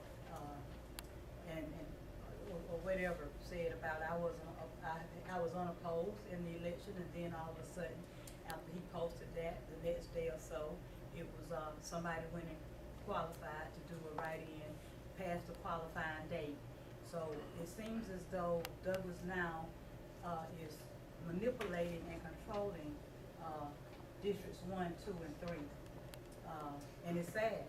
He's expressed more concern about districts 1, 2, and 3 than he has about 4, 5, and 6. And it's really sad that sometimes you have people who allow other people to manipulate them and think for them. So I just like to say to the citizens of Douglas, be very, very careful. I'm saying that again. Be very, very careful who you choose to vote for. Learn to think for yourself. Don't allow anybody else to think for you or manipulate you or tell you if somebody needs to be opposed or not. You know a person if they've been doing a good job in your community or not. Think for yourself and stop being manipulated and stop being a puppet. And also, I like to also speak on very briefly the incident about up at the shopping center, not shopping center, but Little Mike's restaurant. Mr. Michael Clark got in touch with me and told me that that's his property and that his daughter does not own that, and she had no reason to tell the police department that I could not come up there.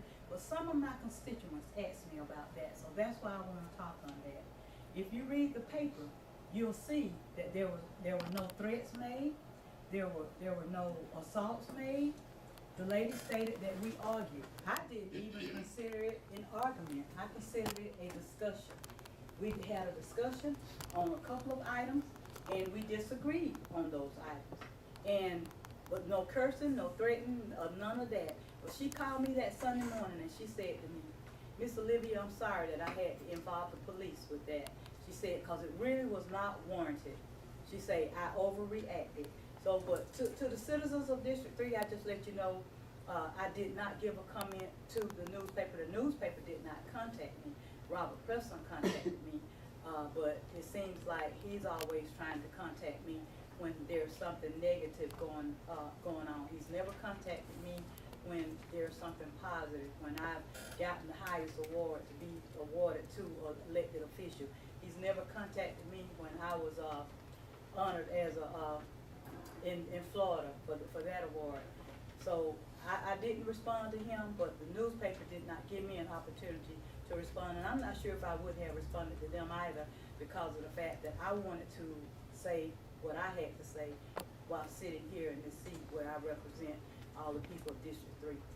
I think that's all that I have, Mr. Mayor. Thank you. Thank you, Commissioner Pierce. You're welcome. Mr. Taylor? Good evening. Good evening.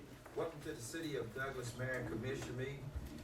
Correction, this will serve as our work session, August 26, 2019.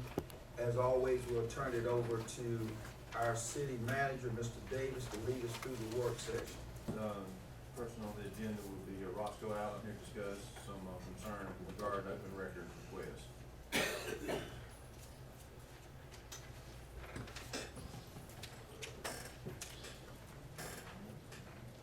First of all, I want to clarify some things on the last meeting I had up here about trying to get reimbursed for the subsidy I put in concerning the water and sewage. Article that was wrote by the Douglas Enterprise, which was interviewed by y'all city manager, Charlie Davis. It says, I want you to listen real well here, that I threatened a commissioner. Now, Jerome Allen, you was in that meeting now. What commission did I threaten, Jerome Allen? Tell me now, what commission did I threaten?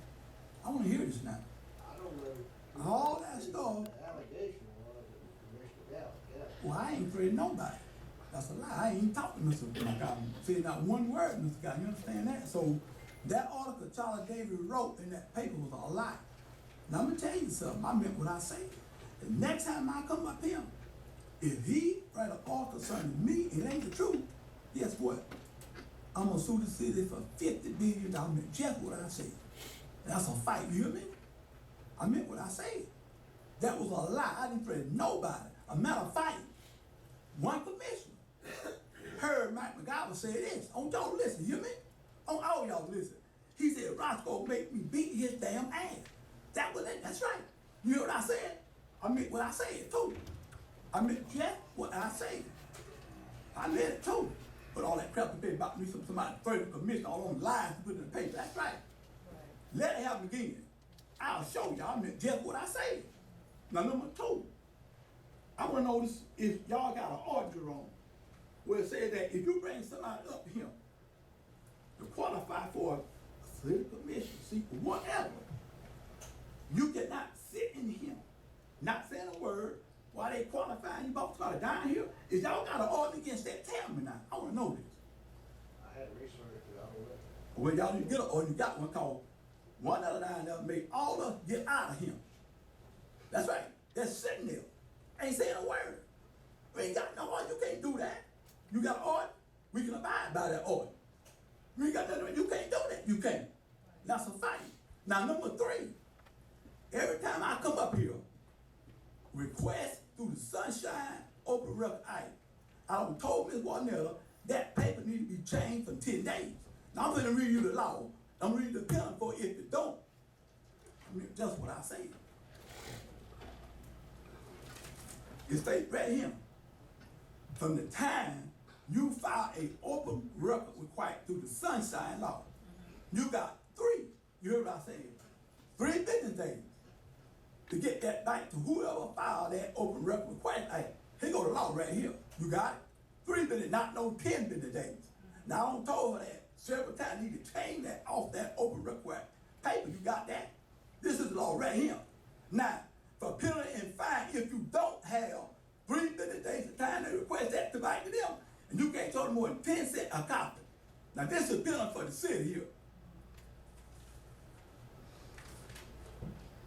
Mr. Adams, It say, oh, I'm sorry, go ahead. I it don't say know. anyone who the court find knowledge and willful fail or refuse to timely provide access to record not subject to exemption is guilty of a misdemeanor punished by a fine not to exceed $1,000. Let me go on. I want you to hear this now. Also, a court may impose a civil penalty not to exceed $1,000 against anyone who neglects, fail, or refuse to timely provide access to that person. The court also may impose a criminal fine or civil penalty not to exceed $2,500 for each additional violation committed. Now you hear that? You need to change that, like I told you, to 3 business days from the time a person filed through the open record Sunshine Law. So, Mr. Allen, may I ask, where did you see that it's printed at for 10 days? Because my knowledge is it's supposed to be 3 days also. When she gave me a form, it's got 10 days on that form. You got it? Okay. I told her several times, she need to change that. That's not the law. Okay. That's why I bought the law and read it, y'all. You got it? Thank you. Ms. Juanetta, are you familiar with the form he's referring to that has 10 days?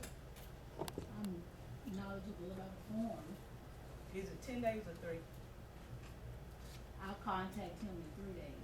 But the law said, like I said, 3 days. I have been 4 or 5 days now. It said 3 days from the time a person filed that complaint. This is the fine till you get through the Attorney General, the state of Georgia. Thank you. I knew it for 3 days, and I didn't know of anything for 10 days. We're good?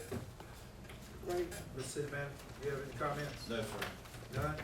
All right, we got about 10 minutes. Let's go forth, grab the soup, and we'll be back, do it under the lights.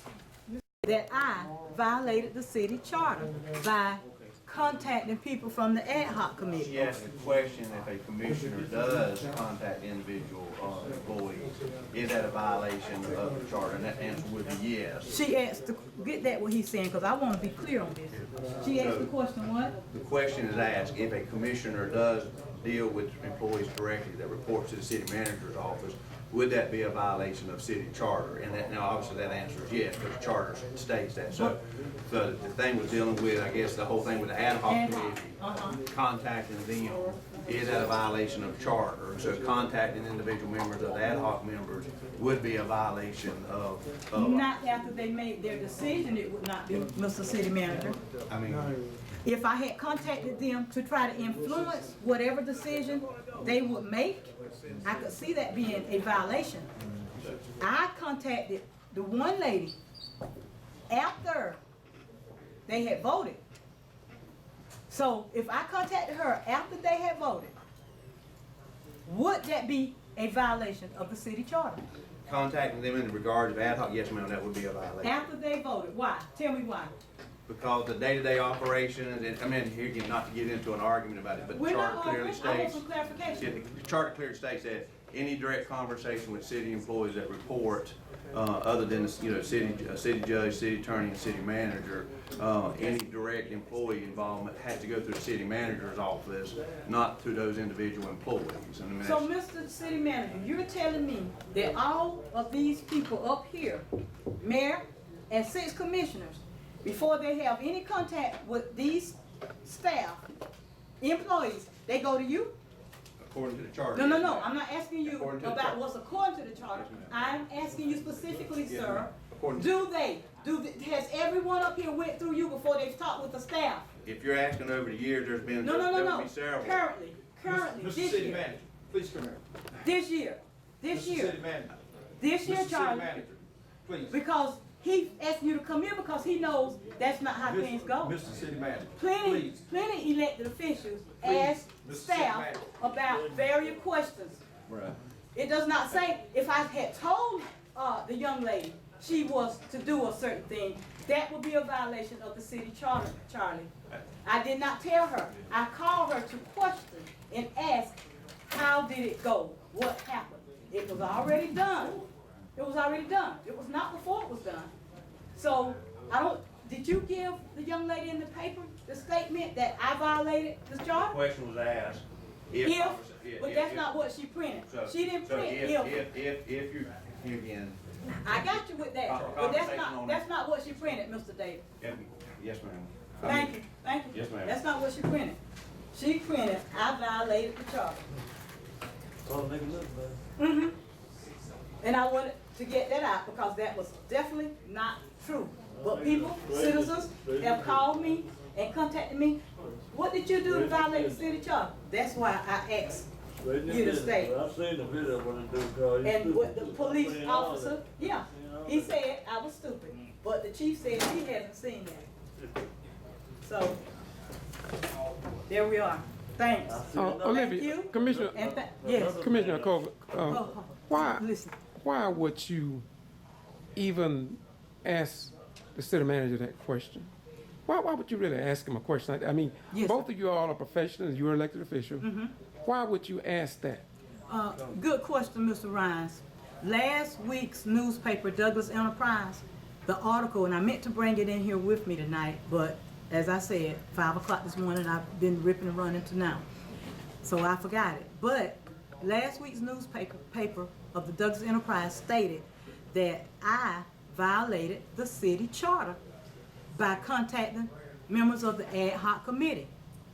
I actually contacted one person, Miss Lorinda, contacted by phone. I happened to see another person of the ad hoc committee in the hallway here at City Hall one day. Their decision had already been made. So I asked the 2 people that one I called, one I saw, and the other person they said I talked to, I did not talk to that 3rd person. But I asked them, how did they come to the conclusion of what they came to? That's what I asked. That was definitely not a violation of the city charter because a decision had been made. I had been told that those people of the ad hoc committee did not agree that the city manager had followed due process in terms of allowing the people that got terminated to express what actually happened. That only one side was presented to the city manager and they were terminated. What newspaper was this? This is the Douglas Enterprise, the local newspaper. We only. Okay, well, do you or do you not have an election coming up? And if other people in the community ask you about that, do you think that could have an impact on the turnout of, the vote in the election? It really should, because we should not have staff here at City Hall that's getting paid and not doing their job and not doing their due diligence. If that young lady, he said she asked a question, that's what he said. So if she asked a question, he should have somewhere went to Douglas Enterprise and said, well, I did not tell you that she violated the charter. You asked the question if they do such and such with that violated charter. He should have clarified that as the city manager. But because I do not want people thinking that I've done something that was wrong, that's why I asked that question. Okay. And had the mayor not pressured me tonight to hurry up, that was one of the questions I wanted to ask the city manager and the lady from. Commissioner, another question is, does it not state in the charter? I've gone over 40 cities that I deal with over the many years, dealing with the same problem that you all have here. So my question is it stated in the charter that commissioners, people on the commission, should not be interrupted? It is, that is. Did I not read that in the charter? Yes. Well, why is it that you all who have the power on this commission not say nothing about that when such alleged fractions is encountered?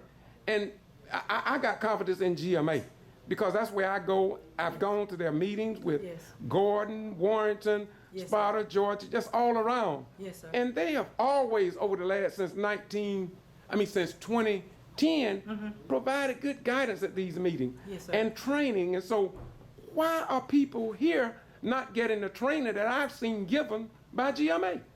Well, I would not say that my fellow colleagues are not getting training, but I've stated, and some of you all have seen before, that sometimes when various commissioners might try or attempt to talk, that sometimes the mayor will do like he did tonight with Mr. Davis and tell the person, don't answer that, like he called Mr. Davis. Mr. Davis, come here. He did not want me speaking with Mr. Davis because he knew, the mayor knew, I did not violate the city's charter. He didn't want that to come out. As well as Mr. Davis knew I did not violate the city charter. But you have people like Mr. Preston who's here recording, and then he will go out and tell a whole 360-degree turnaround from what's the actual truth. He even stated on his media channel that I violated the charter. And what is his channel? Douglas Now News. And he even said that any citizen can file whatever to get me removed or whatever because I violated the charter. It's ridiculous. Well, I might have I did not say that. I might have misstated. But I did not say that. You did say I violated the charter. You said that. But I believe you did. Now you're saying you believe. I believe based on the information that the city manager has given that yes, there was a violation of the city charter. It was not, because the ad hoc committee had made their decision. I have a right to ask any employee anything I want to ask them. The charter gives this mayor and council that authority. We are to be given any information concerning anything within the city of Douglas that we want. Commissioner. But when you have people that have sat along and went along with the mayor, knowing he's wrong, to say, don't answer that, or this and that. When I tried to get, there was Brandon Paul who was mistreated, fired for no reason. There was the Britt Leverett guy and Greg Nugent who were mistreated, from what I seem to understand, because we have not been given all the information. We've only been given one side. I'm being told there's more information out there that we don't have. We don't know.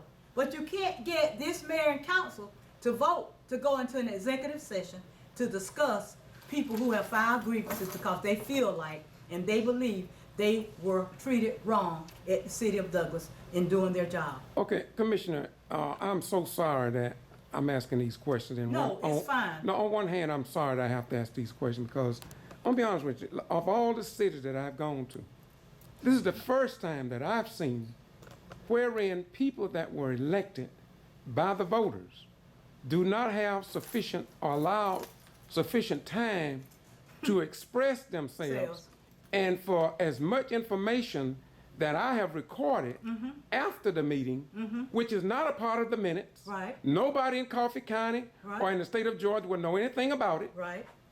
So I just have a problem with elected officials voting in office by the voters.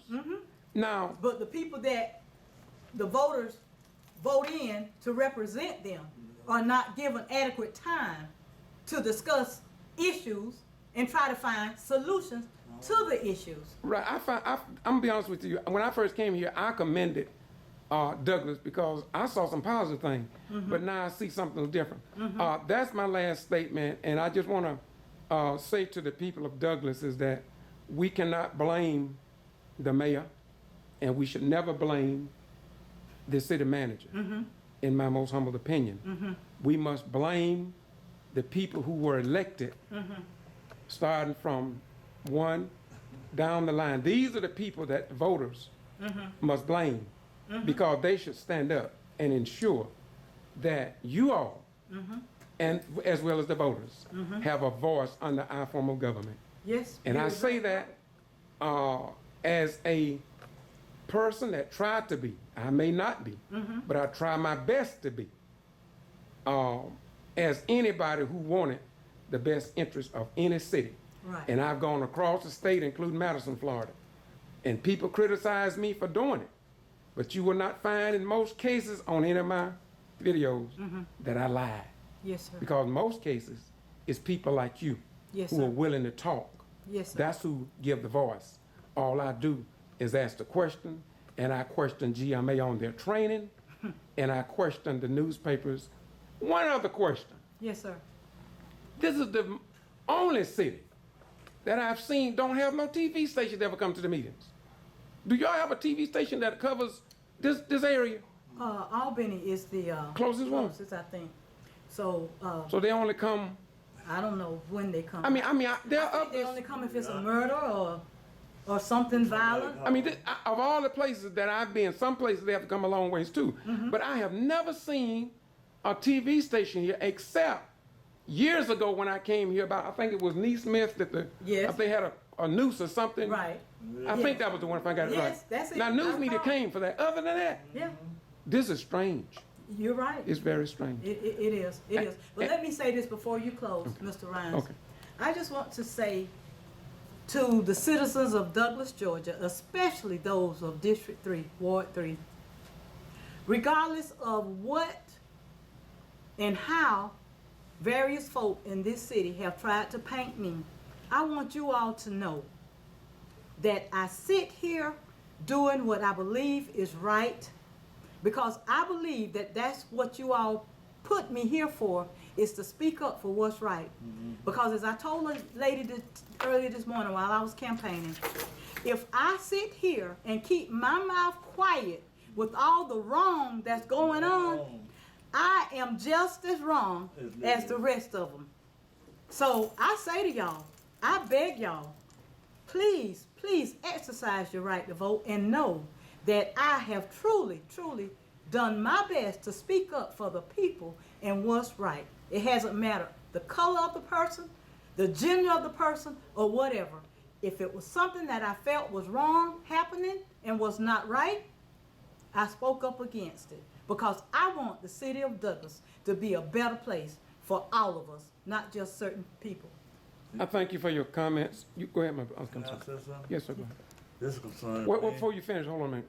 I want to thank Douglas now for being here recording, because this is freedom of the press, and I appreciate you getting this on tape as well. Okay, go ahead. Yeah.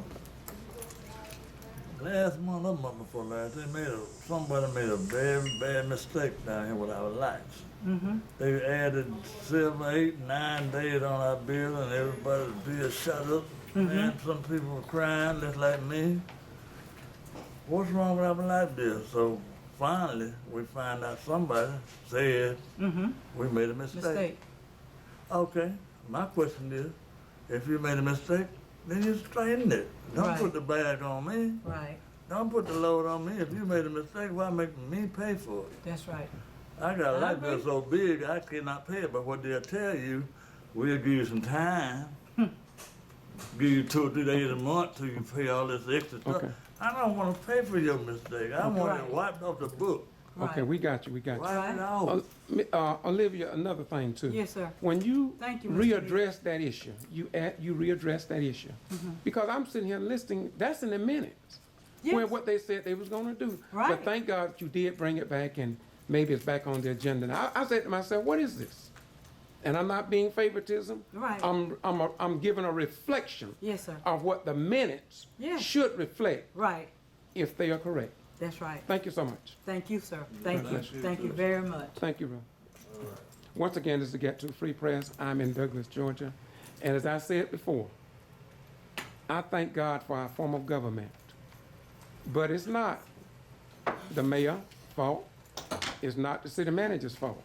It's the people who sit here after being elected by the people because of these people don't stand up, don't say anything is wrong, don't follow what is said. This is where the problems are. And I must say that the elected officials, they have the power, not the mayor. The mayor, in all the city that I've been to,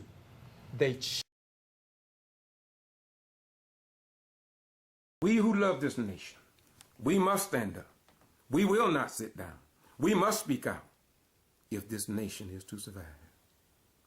And when the government laws no longer stand up for the American people, then it is upon the American people to abolish that government and institute a new government, all for and by the people, not by those in the clique and among the slick, not those in the Democratic Party, not those just in the Republican Party, not those just in the Independent Party, not those just in the Green Party, but for those in the party of God who stand up for the real freedoms that came before we wrote a Constitution, whose rights are written in the forces of nature as the birds of the air, the fish of the sea, and the lions in the forest. Have a nice day. Olivia Coley Pearson, not guilty, but there's a great possibility that there may be a long line of others who need to be in the courtroom and they need to be held accountable for what they have done to the image of our beloved nation and our republic. They should not get away by bringing bogus charges up like they did on Equipment 10+2 and Ms. Latasha Hayes. She was a lupus patient. She died. She died before she was cleared of all charges. She died, y'all. I interviewed her husband, and he said that he believes she died from the stress that the state of Georgia thrust upon her along the line of political advantage for the Republican Party. What a sad day in the neighborhood. This is Joy at Boston Rhymes. Bye-bye. We gone. And may truth forever speak for itself in the eyes of the God of our ancestors, in the eyes of the God of our ancestors, forevermore. I say something, the judge said, come on. And he told, I had sent this, I filed this faxes over to the certified. No, to the clerk, girl, the judge, I said, this is what the law says. I've been through this many a time.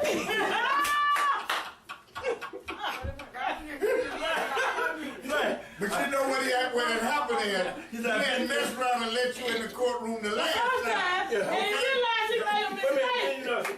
That's what he got. He said, I'll walk you down the hallway. Thank you, baby. I love you too. Go ahead, bro. Come on, finish what you said. He said, I'll I ain't gonna forget him.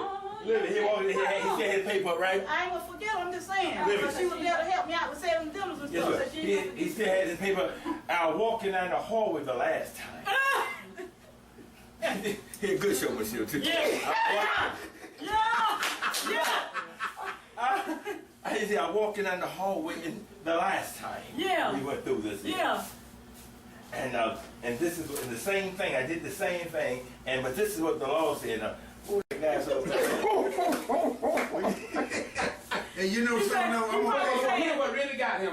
You know what really got him? See, he thought he had brushed me off. Let me come back to the little And I raised my hand. That's Yeah. right.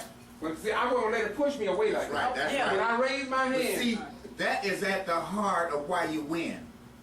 That you never, ever bend or give up. That's right. See, You understand what I'm Yeah. saying? That's what sets this apart now, Yes. from Corrine Brown shit. Yeah. never give up. Yeah. That's right. What he did to you, That's right. he thought he embarrassed you. That's right. Yeah. That's He thought he right. embarrassed you, but you said right there patient, okay? You said right there patient. You with your little pad, and your sister was there, I'm saying? And that ate him, you moved from the third seat to the front. I didn't know you watching that.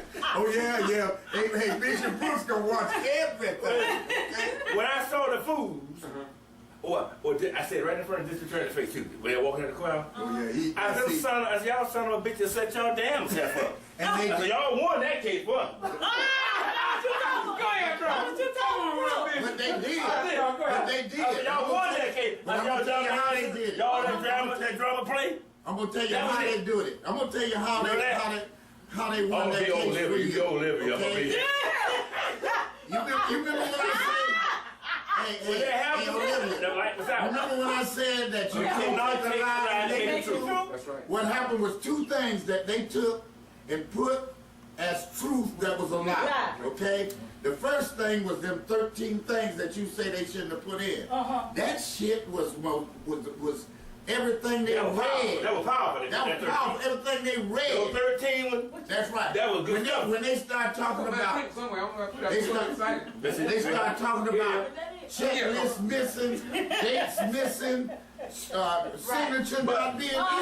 But think about it. You done see what your attorney offense was if it would have had to go to appeal. That's correct. But it didn't have to go to appeal. That's correct. What they failed He to had set you realize. up. That's right. Listen, if y'all listen to the shooting last night when they had the town hall meeting on CNN, Yeah, that's right. you cannot ask the person about their mental state. That's You correct. understand? That's You right. can't pull off to ask somebody. Well, see, listen, I work with people with disabilities, and I knew that. You can't That was ask one them. reason why I didn't feel like it was my It's not your responsibility business. to check a box. It wasn't like the man. It's not like my- the gun it's not my seller. business. No, The man who sold the gun, he couldn't ask that young man, are you crazy? You got a mental problem? You're right. Yeah, but You know what I'm saying? That's a federal law. It's a federal mandate law. You can't ask that. but the situation with you, but the situation,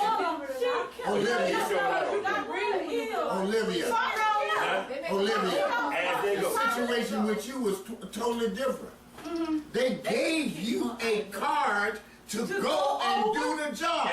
Okay? And the assistant director of the board of elections, he concurred. That's everything. correct. He thought he was being smart on this side, but he freed you. I'm gonna tell you something else. I'm gonna tell you something else that they did that was absolutely stupid beyond repair. Was to sit up there and have that damn fool have him read your testimony. That every time. Me and this boy right here sit there when he did that. We went to grinning and kicking. No, y'all did.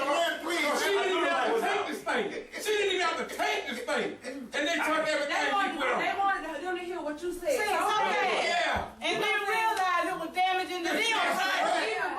Even Martin said, Your Honor, I don't think, normally that's not how they How it's go. done. You know, usually you just read what's said. What's said. But they were Wait a minute. But no, Can I throw it's something a role play. in? Can I throw something in? But I want y'all to listen to this part because I think this really worth listening to. The judge said, if the G.B.R. didn't find nothing on her, and if the Secretary of State didn't find nothing on her, well, why are we here today? No, he said, When he said that, I said to myself, I said, whoop, there it is. And Martin pointed over to the prosecutors. He did say that. Didn't it? Before they did their open argument, he said that. About that. The judge wanted to know why the hell we said that. I'm gonna tell you, that's right. He was complicit in that foolishness Yes. all the way to here. They were mad because of what happened in what you call him. His ass was just trying to do what Rump did. Rump did this. Rump, who's Rump? Trump. Oh, Trump the Rump. His name is Rag. Because I know you went to college. Oh, that's One question. You went to. One question I wish. Listen. Go ahead. There's one question that I wish the defense had asked the jury, not expecting an answer. How many of you ladies and gentlemen needed help the first time you were confronted with a voting machine? But see, that was the reasonable. question being, hold up, to that defense now. Yeah, that was To that defense. right. Before when they questioned the jury this morning. That's right. Before you got that, they asked the question was, you was there in the first start, how many of you were voters? How many were non-voters? About so what, 8 hands went up? Remember that? Yeah, several hands went up. Several hands went up, they don't vote. No, don't vote, right. The several hands, huh? I missed the No, question. no, you was out in the box. You was in the, Yeah, you was in the back in the jury. back, you in the back. You was in the jury, in the witness box. He's saying once they got the jury, that's something that they should have asked them just to make them think. Always Everybody something out knew there. the Always first time something they out did there. it. But what Ian tried to do was use the analogy of a cell phone. A cell phone and a voting machine don't He was dumb for doing that. That was dumb. When the girl answered, the girl to her, your mama defense, wasn't the Robinson girl? Robinson. She was very specific about what she said. Have you know how you said, oh, I had to get help to set it up. Everything that happened in this case was one, it started with a lie. You cannot sustain, you cannot make a lie true. Whenever you hold fast to the idea that lies will never succeed, and that you will, Seems like they succeed a So lot. that's it seems like Sometimes, but then it probably don't go all the way through. It might get somewhere. But in the end, That's it right. ain't gonna succeed. That's And right. another thing, see there? Now Robert Preston printed, the other 3 took pleas. But she decided to roll the dice and take it to trial. Well, first of all, she has a lot to lose if I was convicted or took a plea. That's right. They didn't have anything to lose, but now they got a criminal record. All right, ready to proceed, Mr. Sansone? Yes, sir. All right, call your next witness. Call Ms. Hayes. Ms. Hayes, can you come up, please?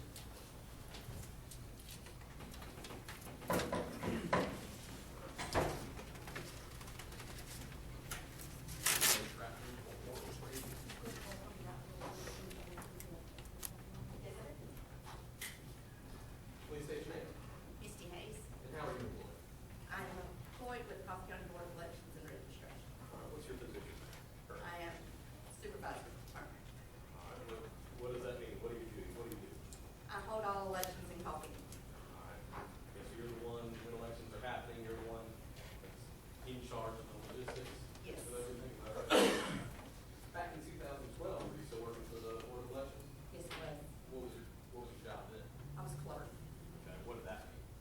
I had just been hired within January of 2012 was my first day there, so I was still learning all the ropes and chains of elections. Okay. What was a clerk do? Mainly a clerk enters voter registration, applications, and really anything that the supervisor asked her to do to assist her with. All right. During this 2012 election, this would have been Obama or Romney on the presidential ticket That's correct. during the general election fall. That's correct. Okay.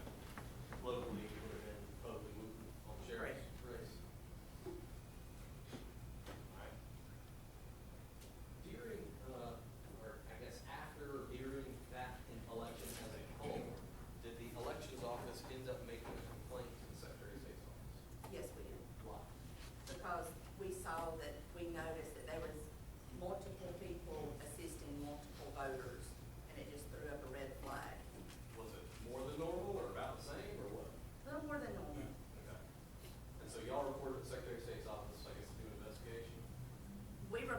it to the Board of Elections chairman, and then he sent it up You got passed to on. the Secretary of State's office. And Secretary of State's ended up doing an investigation. That's correct. Did you have to go and, I guess it might have been in Macon and speak before a board on this, on Yes, we all did. this stuff? Okay. As a result of their investigation, were there, I guess, errors and irregularities found on the part of our local elections office during election day proper? That's correct. All right, what day was election day that year? November the 6th, I think. Okay. Did they find any irregularities that you recall on the part of the local elections office with regard to early voting? I can't remember. Okay. Not saying there are, or you just don't remember. I don't remember. But you know there were some on election day. That's correct. All right.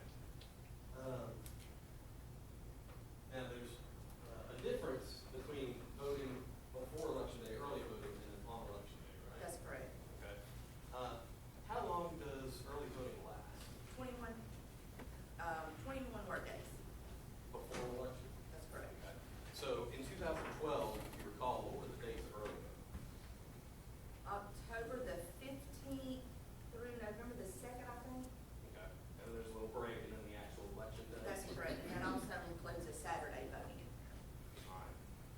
Are there different procedures and everything for early voting versus election day proper? Yes. Okay. Now, my next set of questions is just about early voting. That's what this case is. So if I don't clarify, I'm talking about early voting. So during early voting,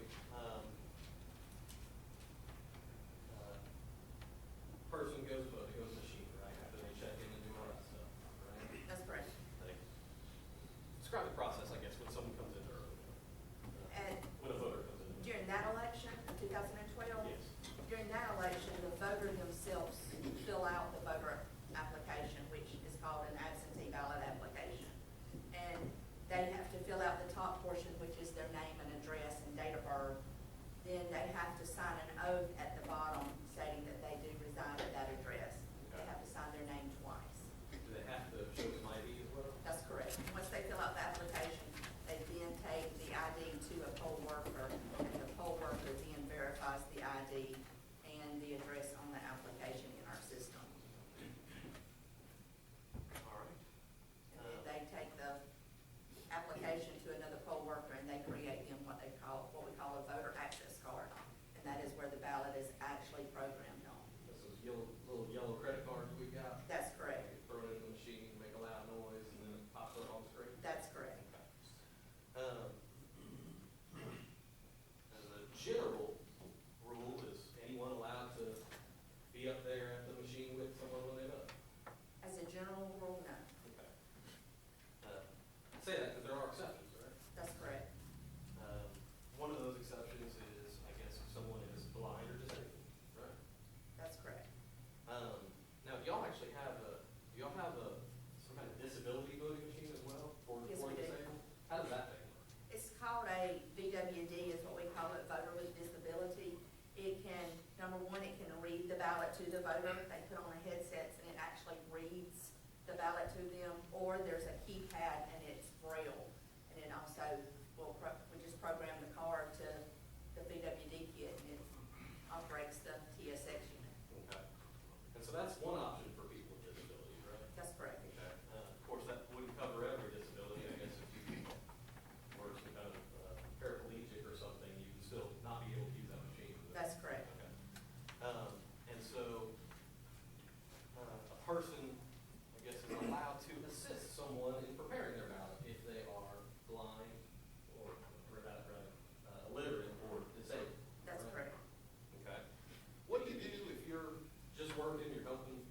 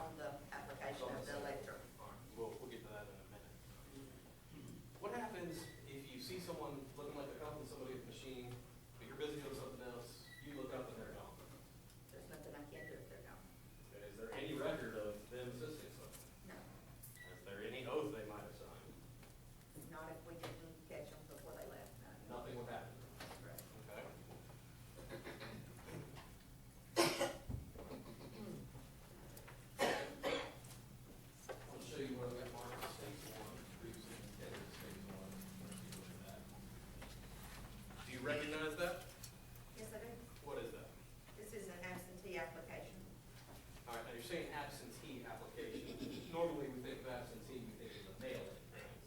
Is that what this is? No, this is not. All right, well, what is that for in layman's terms?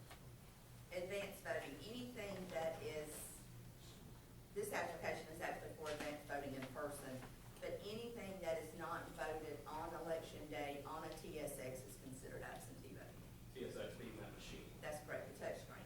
Okay, so anything else is called absentee vote, so that's why it says absentee. That's correct. Okay. Now walk us through that form, if you could, please. There's some pre-printed stuff that looks like it's may come from a stamp. That's correct. When we get the forms from the Secretary of State's office, they're all blank, all lines are blank. And instead of each voter having to write coffee, we just go in and stamp coffee in the county or municipality line. Then, of course, they write the date, the voter writes the date, and the voter signs or fills out the portion where it says name as registered, address as registered, date of birth, and then we take and stamp the date of election.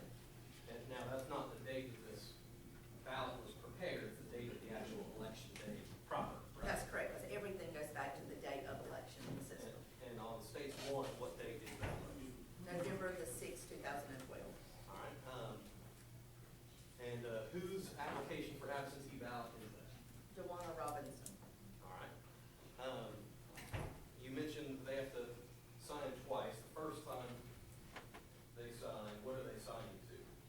They're signing their name of, or mark of the voter saying that that address at the top is correct. So that's where they're registered? That's correct.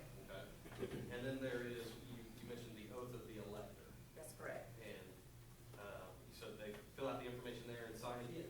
That's correct.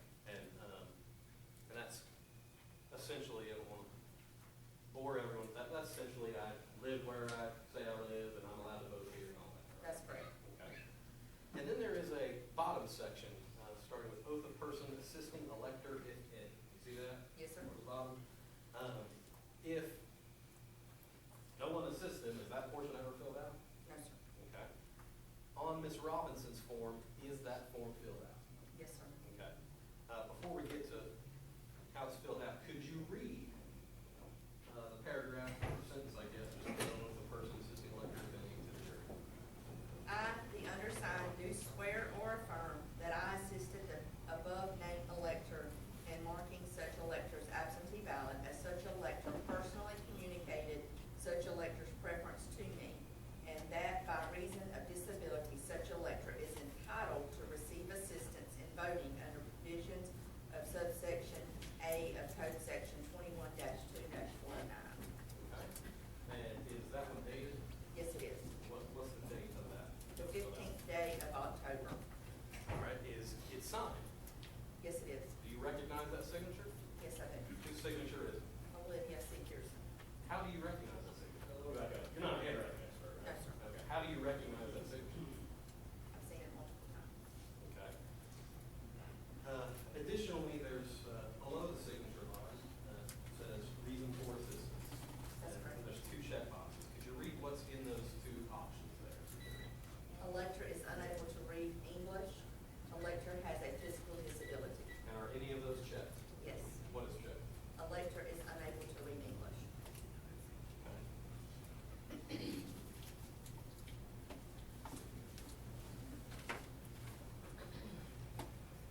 Do you remember, you said you've seen the defendant's signature many times. Where have you seen her signature? On multiple applications, and also on her voter registration card.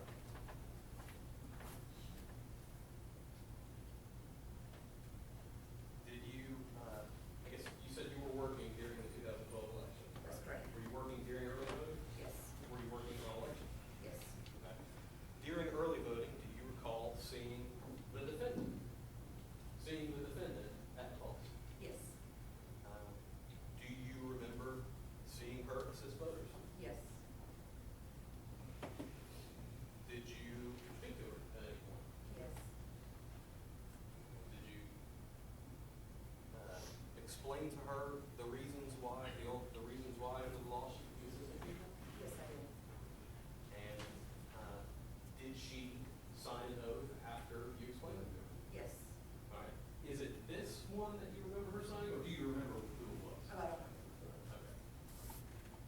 you actually saw her sign her signature to one of those Yes. on that day? Okay.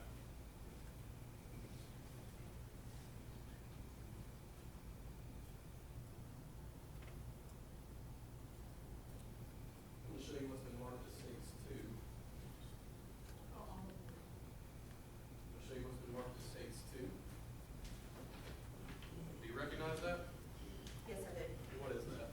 Application of an official absentee ballot. What is the date of that application for absentee ballot? 10/15/2012. So that would have been, I guess, the first day of early voting? That's correct. And whose application for absentee ballot is that as listed? Kathy Adams. All right, and on the bottom, is there any indication that this voter was assisted? Yes. Who, based on the signature, assisted that voter? Olivia C. Pearson. Is that a fair and accurate representation of the application for official absentee ballot as your own? Yes. That's one move to stage 2. Any objection to states two? Okay, admitted without objection. I'm gonna show you stage 3. No, I'm gonna check, I think it's cumulative at this point as far as her identifying that, Mr. Pearson's signature on his other forms. That states validated forms. Any response? You said something. I don't say anything, Jack. You said anything, Mike? That, it's You said it's this one, cumulative. what is cumulative? Actually, whether or not she, knows that signature on the form, whether or not it's states, approved, it's cumulative at this point, and he's already done it. This isn't cumulative, Your Honor. We've already been over this as far as the merits of this. Okay, is that the two you got in your hand? This is stage 3. Stage 2 is here. Okay, stage two, right, admitted over objection. I'll show you stage 3. What is that? Mr. Collins, if you like a standing objection to Yes, this series, that's fine. Objection. I understand, I just noted. It's gonna be the same, you recognize the signature, state approved form, same thing as to the same objection. I understand, and it's noted. Please identify stage 3. Absentee application for absentee ballot. On what day? October the 15th, 2012. For what voter? Deborah Brown. Is there any indication that someone assisted Ms. Brown? Yes, there is. Who? Olivia C. Pearson. Is that a fair and accurate representation of the application for absentee ballot as your officer received? Yes, it is. Stage 3, Your Honor. Any objection, other than the noted objection? Standing objection. Okay, all right, admitted over objection. I'm going to show you stage 4. Identify that. Absentee application. Who for? Lavonda Preston. Okay. I might not be pronouncing that correct. On what day? October the 15th, 2012. Is there any indication that this person received assistance? Yes, there is. Who assisted? Olivia C. Pearson. Okay. Is it a fair and accurate representation of the application for absentee ballot as your officer received? Yes, it is. Consider stage 4, Your Honor. Admitted over standing objection. I'm going to show you stage 5. Identify that. Application for official absentee ballot. On what voter? Angela Lane, On what date? 10/15/2012. Is it marked as the defendant having assisted this voter? Yes, it is. And is it a fair and accurate representation of the application your officer received? Yes, it is. Moving to stage 5, Your Honor. Admitted over standing objection. I'm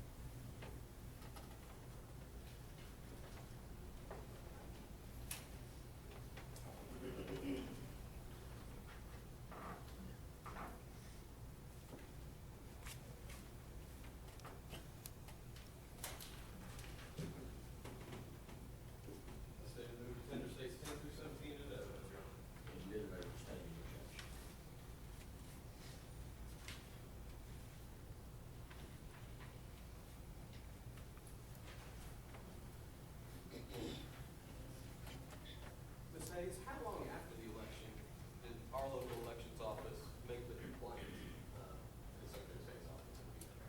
I think the letter was sent up in December. So it would have been a month or two? Correct. Okay. And as we talked about before, Secretary of State's office did do an investigation. That's correct. Right. When did they finally reach some conclusions on their investigation? We went before the state election board March of 2016. So they took some 3.5 years?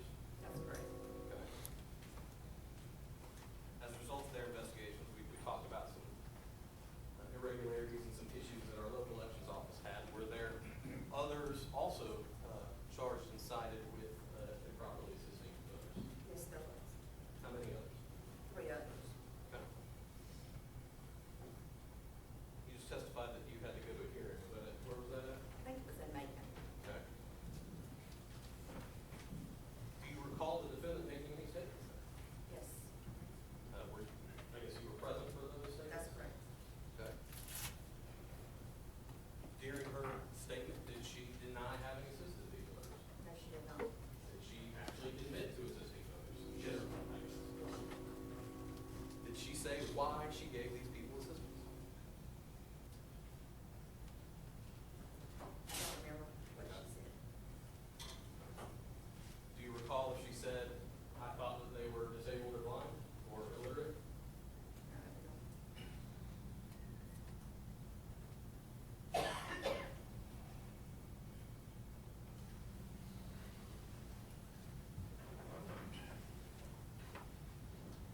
I'll have a question. Okay, Mr. Collins Cross? Yes, Your Honor. Okay, you may proceed.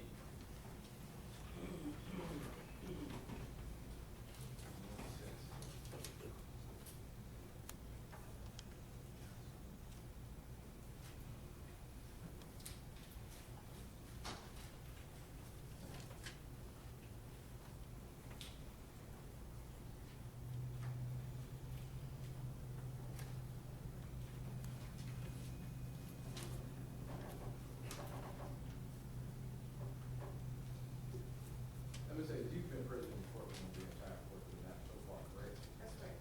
You're aware that we're here for Sergeant Spearson regarding the deal one Robinson, correct? That's correct. Young man, approach the witness. Sure. Young one man, say state exhibit number 2. Who's, after you got it there? Kathy Adams. You would agree that we're not here about Kathy Adams, correct? About Spearson. Young Kathy Adams, correct? That's correct. Young, say exhibit number 3. Who's after you got it there? Deborah Brown. You aware that we're not here regarding Ms. Brown, correct? Yes, I'm. Exhibit number 4, Your Honor. Identify that name, Your Honor. Hey, Ms. Hayes? Can I just say Ms. Preston? Yes, that's. I don't think I'm pronouncing it And right. again, you are aware that we're not here regarding whether or not Ms. Pearson, what's the last name? Preston. Ms. Preston, correct? That's correct. Exhibit number 5. You identify the name on that? Angela Lane. Same question, you agree that we're not here about this one, correct? That's correct. State exhibit number 6. Who's after you got is that? Ms. Jones. You would agree that we're not here about this one. That's correct. State exhibit number 7. Ms. Hayes? Henry Coley. You agree that we're not here. That's correct. Exhibit number 8. Name on that, Ms. Hayes? Etta Arnold. Again, you would agree that we're not here regarding as to whether or not Ms. Pearson help is on, correct? That's correct. State exhibit number 9, Your Honor. Name on that, Ms. Hayes? Conan Wilcox. That question, you agree we're not here about Ms. Wilcox, correct? That's correct. State exhibit number 10, Your Honor. Say your name on that, Ms. Hayes? Linda Grady.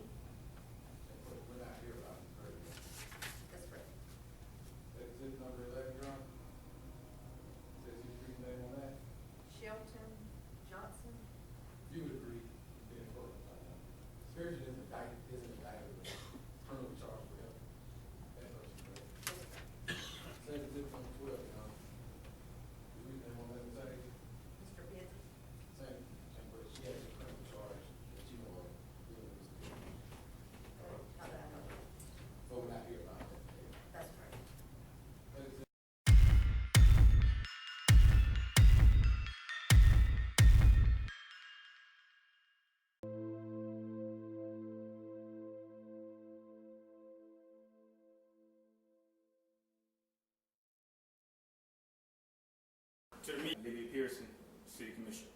Thank you, Mr. Worthy. Again, thank you, Mr. Worthy.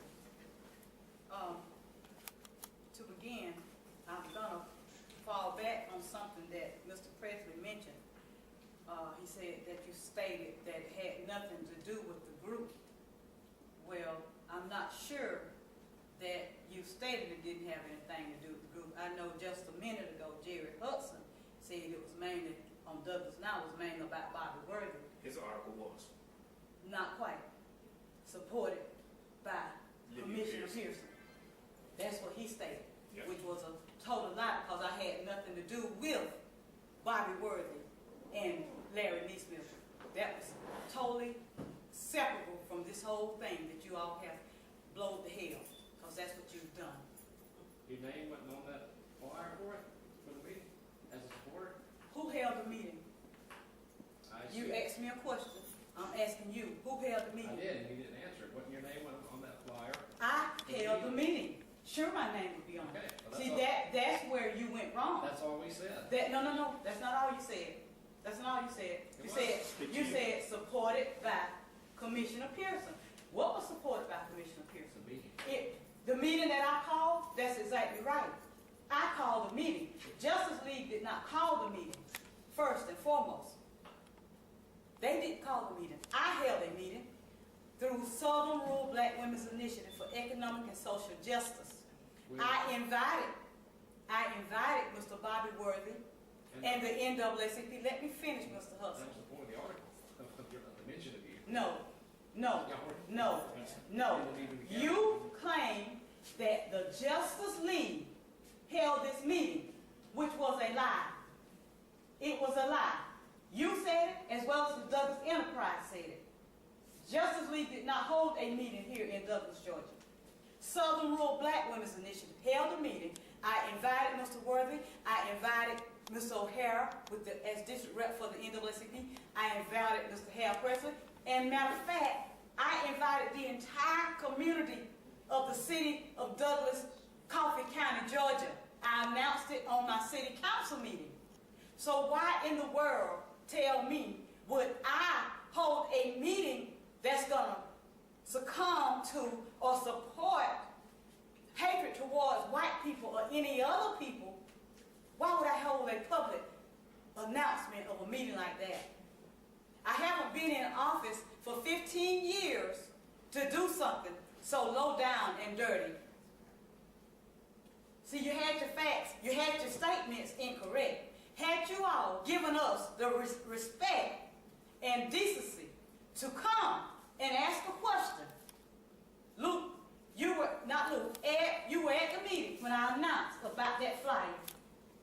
If you had a concern or an issue about it being to hate white folks or kill white folks, seemed like to me you would have had the courtesy, being that you were there, to have came to me, Commissioner Pearson, what is this about? But no, not one of you, journalism fellas or lady, I'm not sure what part you played in it. So if you did play a part, excuse that comment. Not one of you had the decency or respect to come to me as an elected official and ask the question, what is this all about? A decent journalist who is seeking the truth has a moral and ethical obligation to go and get both sides of a story and not just print one side and not just assume. And none of you did that. So yes, I feel my life is threatened with something like this, and you sat there when Mr. Presley asked the question, have you gotten any feedback from anybody? Nobody would say anything. You didn't answer it. But I already know the answer to it. You've gotten feedback because I've gotten feedback. I've gotten feedback from white people. I've got feedback from black people. And they're not satisfied with it, black or white. And they have all said to me, Olivia, we know that's not true. So some people who might not know me might not know, but those who know me know I wouldn't take part in anything that's going to deal with hatred or killing or anything in breaking the law.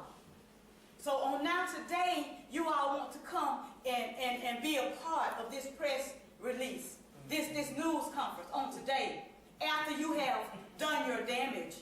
Because like I say, damage has been done. Because don't everybody know all of us and what we stand for. It's just the grace of God that those who do know us know we wouldn't dare partake of any such foolishness. Amen. And I feel like what you're doing is displaying what you have in your heart to print something like this. Amen. Yes. That's my feeling. My friends say to you, Yes. I can say to you, not one of you have ever had me to say anything racist to you, to say anything about hatred to you. In dealing with your media and dealing with me, none of you can say that I've ever said anything racist.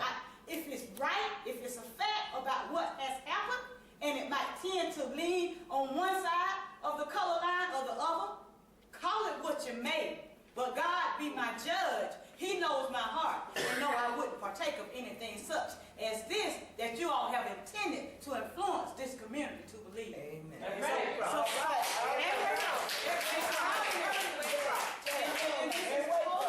It's totally ridiculous. It's totally unacceptable. And we are not going to tolerate it. So now you want to go and dig and talk about the use of the Coley Center. Get the records about the Coley Center. You dig on and see what you find.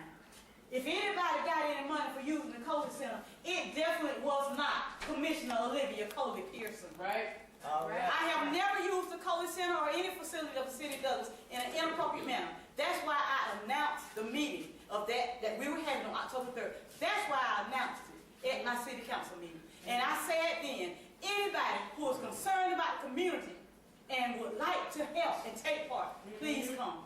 That was my request. But you all are tending to try to divide this community more and more and more. I'm concerned as to who employs the Douglas 9 employees, as well as the Douglas Enterprise. What do these people stand for? I'm really surprised at this time. I'm surprised because your editors should have told you, go get the other side. See what they have to say about it before we print this. Should have been fact checked. It should have been. Should have been fact checked. And it's sad. It's sad because it's too late in the day with too much everything that's going on in our surroundings and our communities and our different states. It's too much and too late in the day to try to print something like this to make white folk feel that they need to go and buy guns, which was announced at a church meeting. Announced at church by a white lady that she needs to go and buy a gun because of this group that has been formed. And I suggest to the rest of y'all that y'all go buy one, is what she was quoted as saying. So if it's in y'all's heart to cause this kind of deliberate tension and division, you need to go check yourselves. They damaged the community. You need to go check yourselves. God is not pleased. God is not pleased. When I chose to run for office, I found all kind of opposition. Some by black folks, but some by white folks. And ever since I've been in office, I've had to deal with you all saying statements that were not true, trying to blemish my name. So whatever it is you're seeking, I hope you find it. But I can tell you, my name is not going to be blemished because the people know what I stand for. When I talk to the white city employees, Commissioner Pearson, we know you're not like that. But like I say, my concern is the people who do not know me. Who do not know me. Amen. Because my mother, an honorable woman, who I got emails and texts from people telling me when I expressed what was going on my Facebook page, they said, we know what your mother stood for. We know she didn't raise you that way. But I'm wondering, how have you all been raised? Yes, I'm wondering today. I'm wondering today. Because somebody from the media should have had the decency to see the true facts so justice would be known and would prevail. This plaque, since you all say recent altercation shines light on new militant organization, that's what y'all said. That's what y'all said. And I'm trying to find out where's this militant organization at. Because it's not us. It's it's not us. Some of us can barely walk. We are elderly, walking with sticks, but we are militant because we state what is the truth. We're seeking to make the community better, which is what I said at that city council meeting when I announced that meeting on October 3rd. So how did militant organization come out of it? It's wrong. The meeting I had, Southern Rural Black Women, has been here in Douglas Coffee County since 1999. And I was asked to chair and lead this group. Southern Rural Black Women's Initiative for Economic and Social Justice. Not just justice for black people or black women, but it's geared toward women. Because women have had a difficult time finding daycare, someone to keep their kids so they can go to work, trying to finish and get a GED so they can get a good job. That's why this group was formed and has received federal monies and money from private groups to help people who are a part of this to better their lives. And you would take the meeting we held, which was hosted by Southern Rural Black Women, and distort the facts. Shame on you. Shame on you.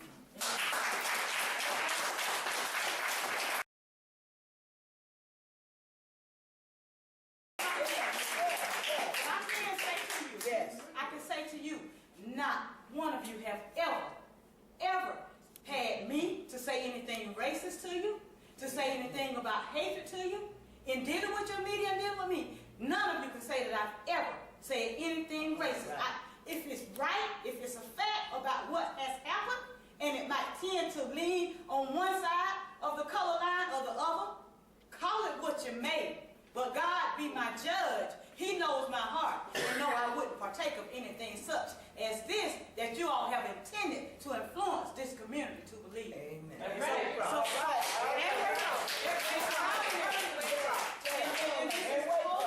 It's totally ridiculous. That's right. It's totally unacceptable.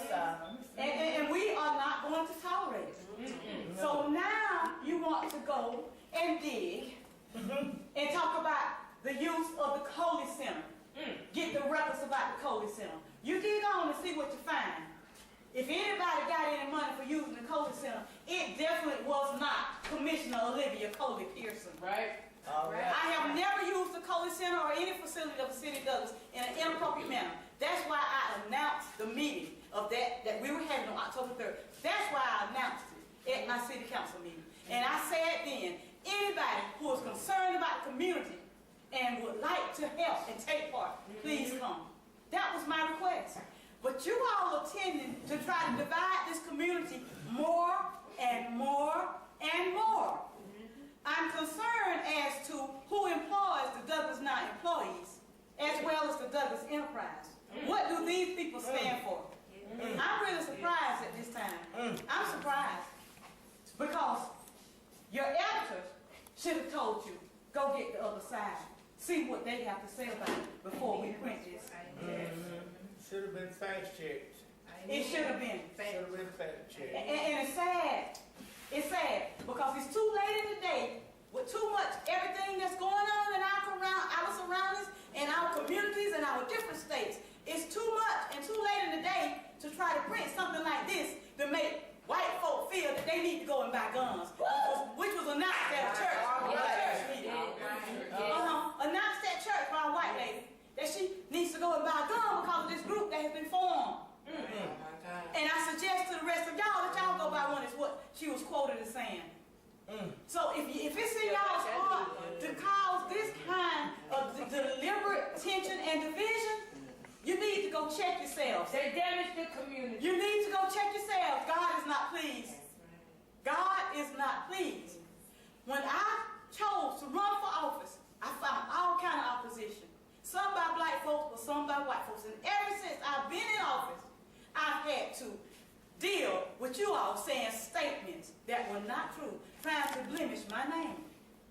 So whatever it is you're seeking, I hope you find it. But I can tell you, my name is not going to be blemished because the people know what I stand for. When I talk to the white city employees, Commissioner Pearson, we know you're not like that. But like I say, my concern is the people who do not know me. Who do not know me. Because my mother, an honorable woman, who I got emails and texts from people telling me when I expressed what was going on my Facebook page, they said, we know what your mother stood for. We know she didn't raise you that way. But I'm wondering, how have you all been raised? Yes, I'm wondering today. I'm wondering today. Because somebody from the media should have had the decency to see the true facts so justice would be known and would prevail. That's right.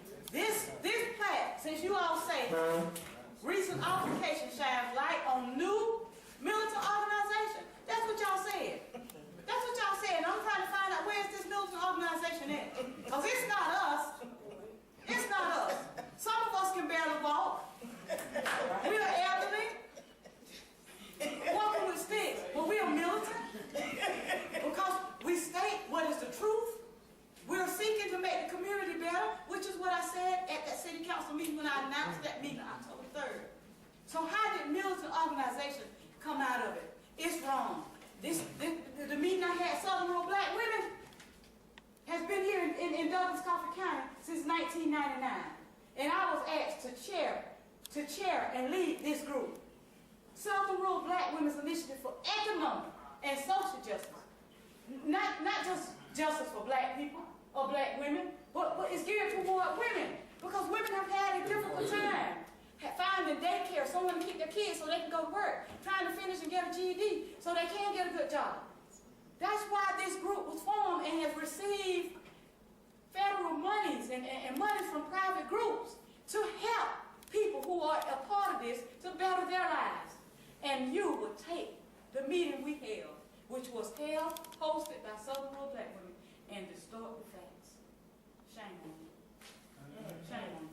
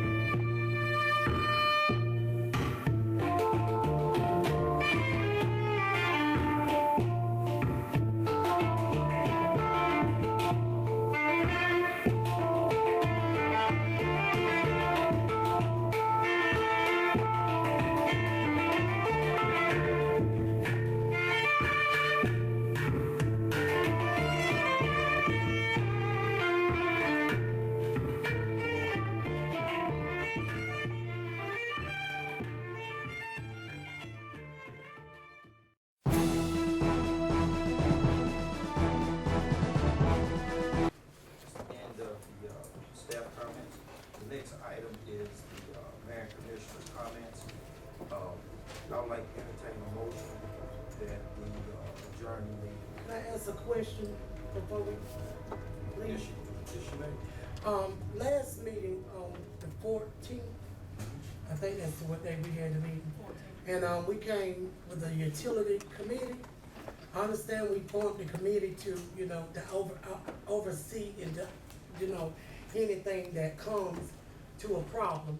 But I also asked what would be the method for the 7 to 9 days that was added to the bill. And I asked you, Mayor, and you told me that I could talk to Charlie or whatsoever.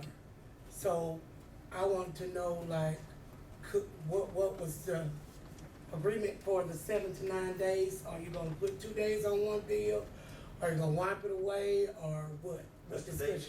Davidson, I talked about it. It was basically, the citizens, it's a case-by-case basis.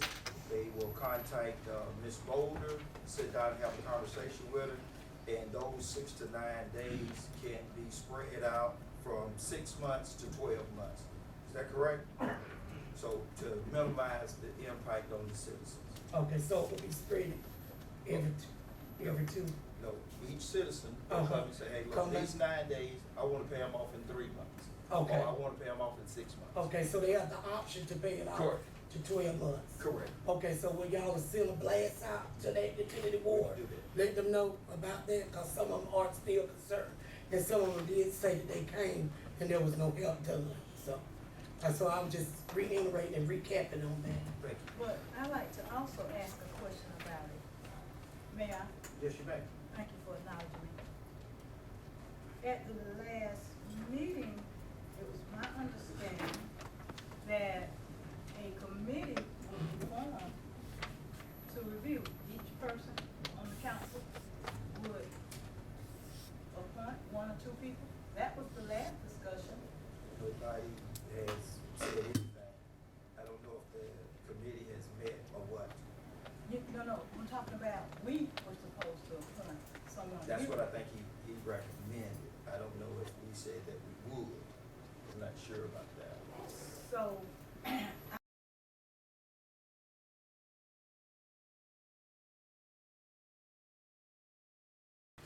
And the staff comments. The next item is the mayor and commissioner's comments. I would like to entertain a motion that we adjourn the meeting. Can I ask a question before we leave? Yes, you may. Last meeting on the 14th, I think that's what day we had the meeting. And, we came with a utility committee. I understand we formed the committee to, to oversee and, anything that comes to a problem. But I also asked, what would be the method for the 7 to 9 days that was added to the bill? And I asked you, Mayor, and, you told me that I could talk to Charlie or whatsoever. So I wanted to know, like, what was the agreement for the 7 to 9 days? Are you gonna put 2 days on one bill? Are you gonna wipe it away, or what? What's the discussion? Mr. Davidson, I talked about it. It was basically, the citizens, it's a case-by-case basis. They will contact, Ms. Boulder, sit down and have a conversation with her. And those 6 to 9 days can be spread out from 6 months to 12 months. Is that correct? So to minimize the impact on the citizens. Okay, so it will be spread every two. No, each citizen will come and say, hey, look, these 9 days, I wanna pay them off in 3 months. Okay. Or I wanna pay them off in 6 months. Okay, so they have the option to pay it off Correct. to 12 months. Correct. Okay, so will y'all send a blast out to that utility board? Do that. Let them know about that, cause some of them are still concerned. And some of them did say that they came and there was no help done, so. So I'm just reiterating and recapping on that. Thank you. but I'd like to also ask a question about it. May I? Yes, you may. Thank you for acknowledging me. At the last meeting, it was my understanding that a committee would be formed to review. Each person on the council would appoint 1 or 2 people. That was the last discussion. Nobody has said anything. I don't know if the committee has met or what. No, I'm talking about, we were supposed to appoint someone. That's what I think he recommended. I don't know if we said that we would. I'm not sure about that. So, I'd just like to say, Mr. Mayor, being that the citizens came forward with a concern, I don't think that we should just leave it in limbo. I think that the city manager's office should have got something initiated to formalize what we said, because we did say each person up here will appoint 1 to 2 people. So, what's happening with that sound? Is it my mic or what? But, I mean, do you understand what I'm saying? Y'all got to form, since that's kind of a political discussion, I mean, y'all gonna have to come up with whatever plan y'all want or don't want or whatever, because, I mean, that's y'all's call on that. I mean, that's not a. I understand, but So- as city manager or mayor, somebody has to take the initiative to make sure that we do something if that's, cause we did say we would form a committee that we all appoint, one person or two people, whatever. So I think we might be in order to try to get it on the agenda for the next meeting, I mean, what procedure, That's- which that way sounds we need to good. move forward. That sounds good. I can agree. Thank you. Last thing I have, I wanna ask, because you didn't mention it, Mr. City Manager, in the consent agenda. So the Evergreen Avenue Road rebuilding, what was decided upon? I mean, I talked to the mayor when I was walking in, and first, since I've already began talking, let me first and foremost, apologize that I was unable to be here for the work session, to the constituents, to the citizens of Douglas. I've been awake since 5 o'clock this morning, and I've been running all day, so I'm really kind of exhausted right now, so if I don't seem to make my thoughts coherent, please understand that I'm a little tired. But, so please accept my apologies, I wasn't here for the work session, and I had placed it on the agenda to discuss the Evergreen Avenue Road rebuilding. So, if you all had a discussion, I need a recap so I can let my constituents know, in case they don't watch it on TV, exactly where we are with that. Yes, ma'am. I mean, as discussed in the September 23rd meeting, in the upcoming budget preparation for the FY '21 budget, as discussed in that meeting, we would be working in our agenda items in the budget time to add that project to our FY '21 budget. And the budget process starts in the January, February timeframe. The budget starts in July. Right, and I hear y'all, but I remember stating that, being that this is an election year, none of us know who are up for re-election, if we would be here. And I wanted us to try to go ahead and get something resolved for those citizens, because, you know, one administration is not bound by the other. We can sit here and say next year, but if 4 of us that's here now, if we're not here next year, that administration would not be bound or obligated to honor that road being repaired. And it's in terrible shape, and I know the mayor said he was gonna get with his dad about seeing what the county could do, because that's also in Commissioner Paul's. Yeah, I know the county is looking at their budget year starts in January. They're looking at internal discussions concerning that. Same way with our budget preparation for the July budget timeframe. And so those conversations are somewhat being held. Okay. But Okay, I just wanted to make it clear, you know, that, you know, if it's a different administration, they wouldn't be bound by what we're saying we're gonna do. I just want that to be clear, so once again, I've tried to make sure that road got repaired like it needed to be. The last thing I have, Mr. Mayor, bear with me.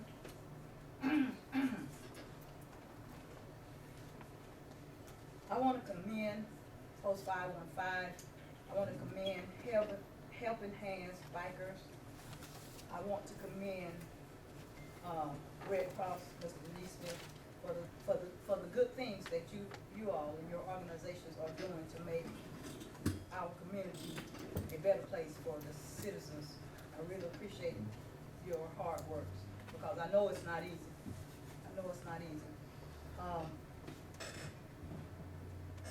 I want to, lastly, I think, remind everyone that this is the final week, October the 28th until November the 1st, is the final week to go out and vote early. Citizens of Douglas, you need to exercise that right. It is definitely a privilege, because some countries don't allow citizens to vote. But I just want to remind you all, if you have not voted, please go out and vote. Try to vote early and avoid the long lines, because you might get frustrated and then decide not to. This is the last week for early voting. It ends on this Friday. One last thing that I wanted to say. Mr. Pearson, you said the one last thing 3 times. Well- and I'm trying to be patient. Well, my apologies. How long have I been talking? Didn't start the time, Okay. Well, I'm so about, please be brief. I'm about done. I received this code section 21-2-409, assisting electors who cannot read English or who have disabilities. In being out, campaigning, talking to people, this, that, and the other, there are several people who are saying that they're being told that they cannot assist a person who's illiterate or disabled because they might be a cousin to one of the candidates. I just wanted to make it clear, since we have members of the Board of Elections here, that according to Code Section 21-2-409, cousins does not apply. So people should not be being told because their cousin is a candidate, they cannot assist someone. And I have a copy of that statute here. So I'd like to share that with the people here from the Board of Elections. But that's the last thing I had to say, Mr. Mayor. Please All go right. vote, people. We have a motion and a second to adjourn. All in favor? All opposed? Motion carries. Adjourn.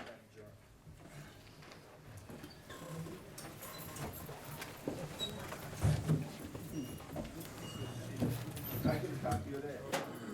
I need that. I bet you written on mine. All right, I'm good. Young lady, how you doing? All right. How you doing, young lady? All right, all right. Man, come back here 2 times. You like that copy? Yeah, you got it. How about in case I know it, man? Great. I can handle that right here. How you doing, man? All right. Johnny, how you doing? Hey, I mean, I was going to get you first, you know. I was going to get you during tennis.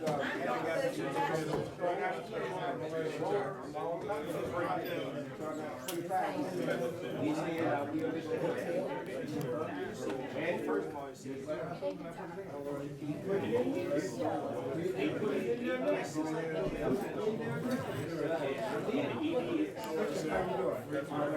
Can I get a few of those? You think a century maybe you went bad when you did?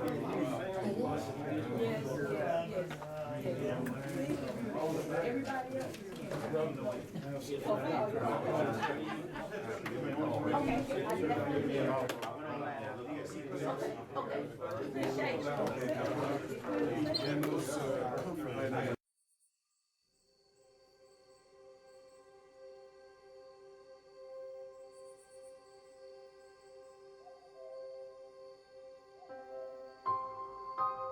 that I violated the city charter by contacting people from the ad hoc committee. She asked the question if a commissioner does contact individual employees, is that a violation of the charter? And that answer would be yes. She asked to get that what he's saying, because I want to be clear on this.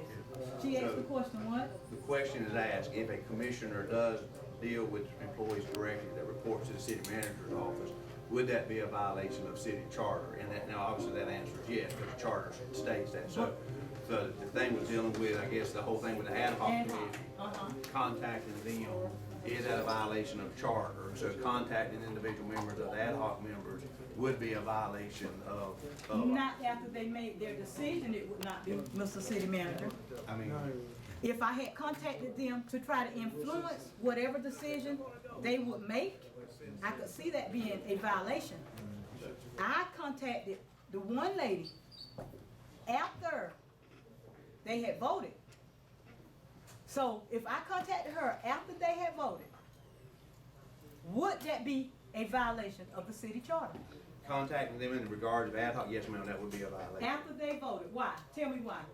Because the day-to-day operations, and I mean, here again, not to get into an argument about it, but the We're charter not clearly arguing. I want states. some clarification. The charter clearly states that any direct conversation with city employees that report, other than, city judge, city attorney, and city manager, any direct employee involvement has to go through the city manager's office, not through those individual employees.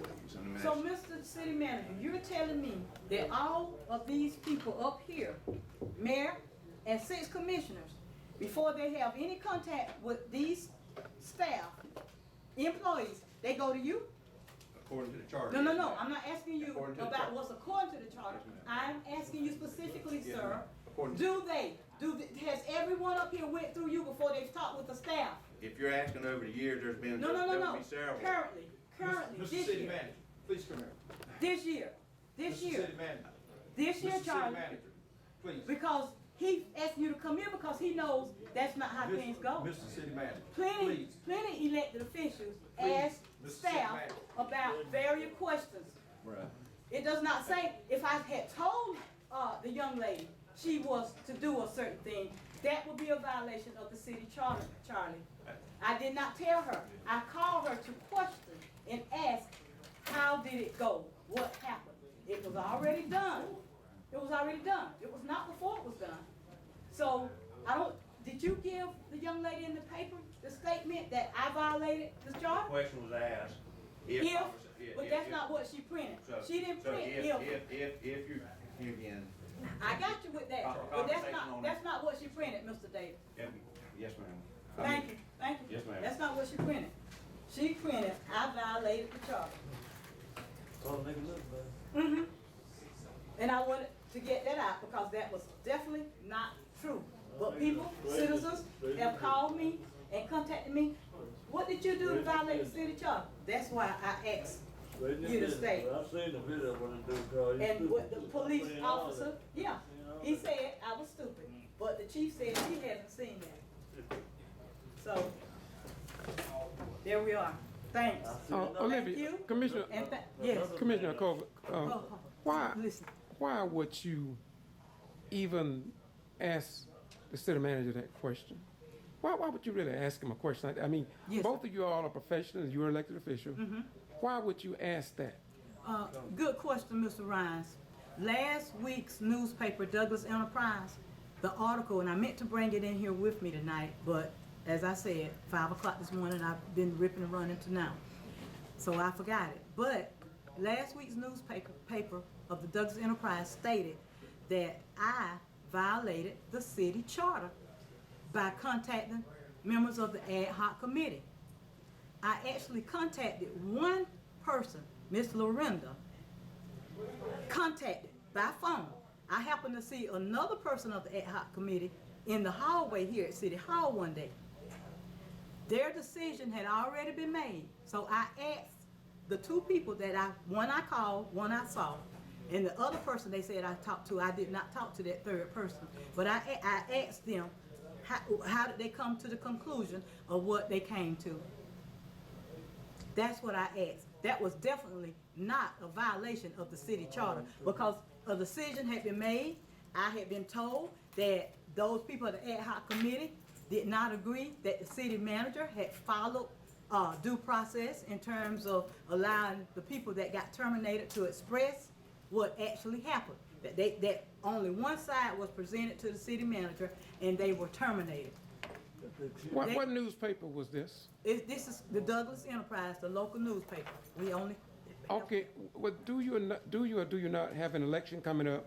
And if other people in the community ask you about that, do you think that could have an impact on the turnout of, the vote in the election? It really should, because we should not have staff here at City Hall that's getting paid and not doing their job and not doing their due diligence. If that young lady, he said she asked a question, that's what he said. So if she asked a question, he should have somewhere went to Douglas Enterprise and said, well, I did not tell you that she violated the charter. You asked the question if they do such and such with that violate the charter. He should have clarified that as the city manager. But because I do not want people thinking that I've done something that was wrong, that's why I asked that question. Okay. And had the mayor not pressured me tonight to hurry up, that was one of the questions I wanted to ask the city manager and the lady from. Commissioner, another question is, does it not state in the charter? I've gone over 40 cities that I deal with over the many years, dealing with the same problem that you all have here. So my question is it stated in the charter that commissioners, people on the commission, should not be interrupted? It is, that is. Did I not read that in the charter? Yes. Well, why is it that you all who have the power on this commission not say nothing about that when such alleged fractions is encountered? And I got confidence in GMA because that's where I go. I've gone to their meetings with Gordon, Warrington, Sparta, Georgia, just all around. Yes, sir. And they have always, over the last, since 2010, provided good guidance at these meetings and training. And so why are people here not getting the training that I've seen given by GMA? Well, I would not say that my fellow colleagues are not getting training, but I've stated, and some of you all have seen before, that sometimes when various commissioners might try or attempt to talk, that sometimes the mayor will do like he did tonight with Mr. Davis and tell the person, don't answer that, like he called Mr. Davis. Mr. Davis, come here. He did not want me speaking with Mr. Davis because he knew, the mayor knew, I did not violate the city's charter. He didn't want that to come out. As well as Mr. Davis knew I did not violate the city charter. But you have people like Mr. Preston who's here recording, and then he will go out and tell a whole 360-degree turnaround from what's the actual truth. He even stated on his media channel that I violated the charter. And what is his channel? Douglas Now News. And he even said that any citizen can file whatever to get me removed or whatever because I violated the charter. It's ridiculous. Well, I might have I did not say that. I might have misstated. But I did not say that. You did say I violated the charter. You said that.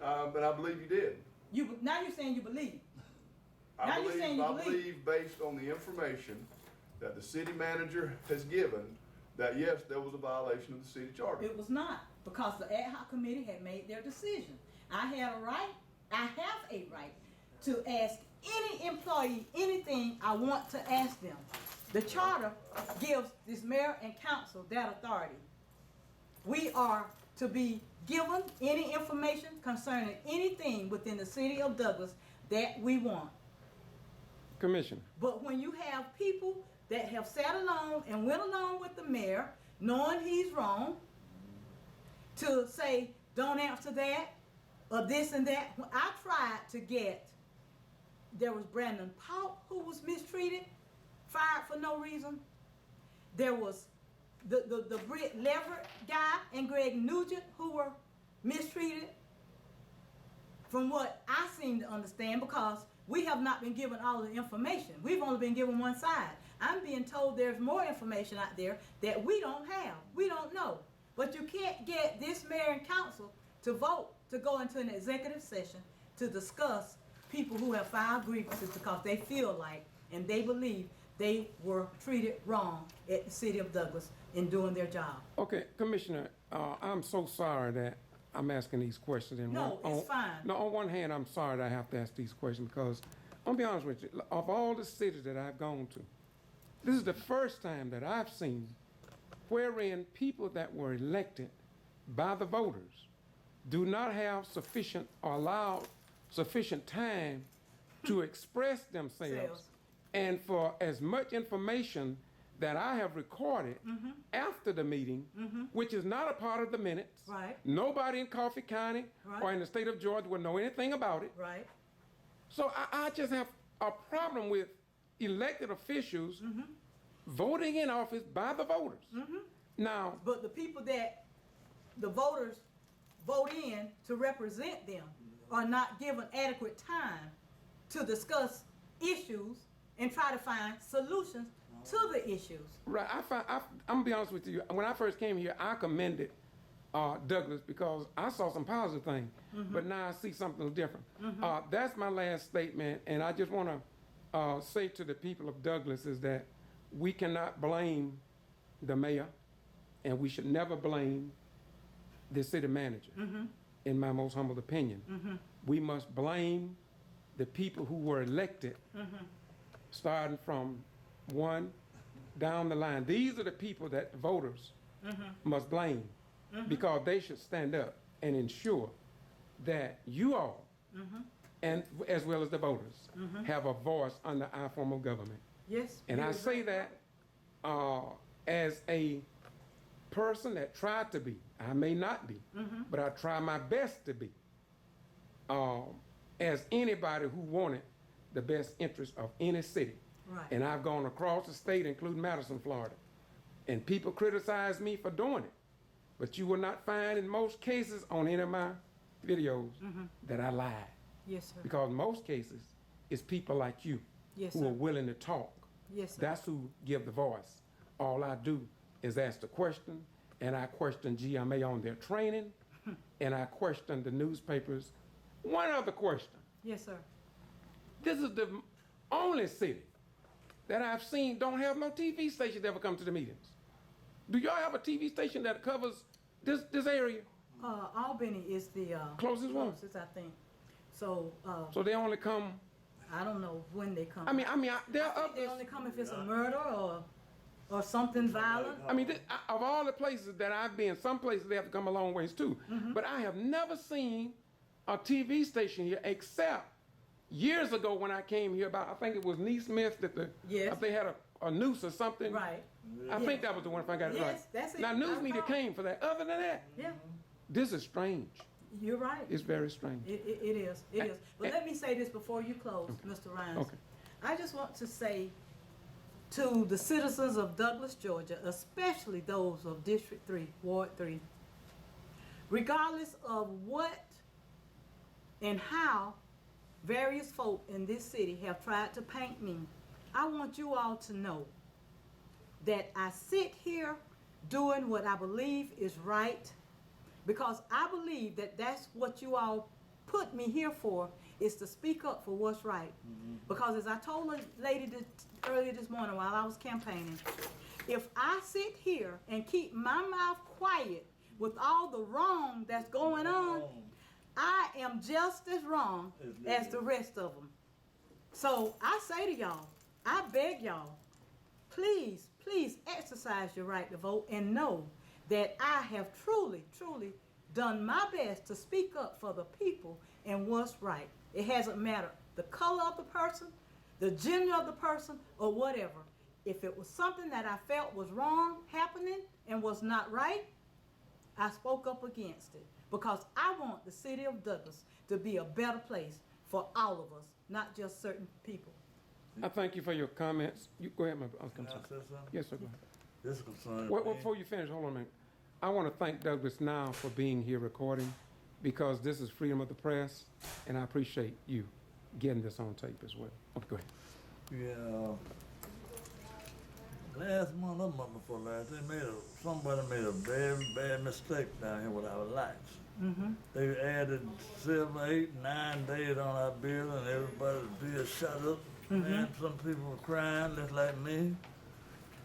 What's wrong with our light bill? So finally, we find out somebody said we made a mistake. Okay, my question is, if you made a mistake, then you straighten it. Don't put the bag on me. Right. Don't put the load on me. If you made a mistake, why make me pay for it? That's right. I got a light bill so big, I cannot pay it. But what they'll tell you, we'll give you some time. Give you 2 or 3 days a month till you pay all this extra stuff. Okay. I don't want to pay for your mistake. I want it wiped off the book. Okay, we got you. Wipe it off. Olivia, another thing too. Yes, sir. When you Thank you, Mr. readdress that issue, you readdress that issue. Because I'm sitting here listening, that's in the minutes. Yes. Where what they said they was gonna do. Right. But thank God you did bring it back, and maybe it's back on the agenda. Now, I said to myself, what is this? And I'm not being favoritism. Right. I'm giving a reflection Yes, sir. of what the minutes Yeah. should reflect Right. if they are correct. That's right. Thank you so much. Thank you, sir. Thank God you. bless you. Thank you very much. Thank you, bro. Once again, this is the Get to Free Press. I'm in Douglas, Georgia. And as I said before, I thank God for our form of government. But it's not the mayor's fault. It's not the city manager's fault. It's the people who sit here after being elected by the people, because of these people don't stand up, don't say anything is wrong, don't follow what is said, this is where the problems are. And I must say that the elected officials, they have the power, not the mayor. The mayor, in all the city that I've been to, they chair the meeting. And I'm familiar with all forms of government in cities. You have a strong mayoral type government, and you have a strong council type government, and you also have some place where the city manager run everything. Y'all have a nice day. May God bless you. Bye-bye, we gone. Thank you. Go vote.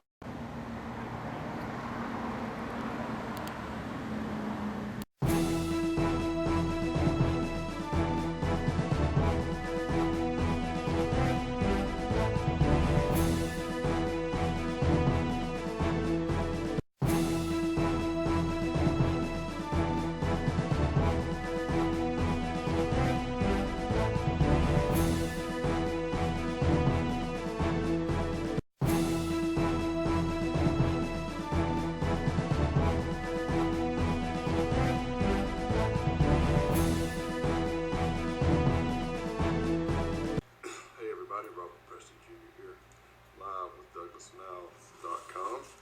Thought we would take a few minutes here at this late hour and talk a little bit about what went on in City Commission chambers tonight. A lot of you saw that. I want to try to explain it and provide a little bit of perspective. And it was unusual what went on. And of course I have some thoughts and opinions on that, but I thought it happened so fast, I didn't have time to let you guys know what was happening, that there was about to be a footnote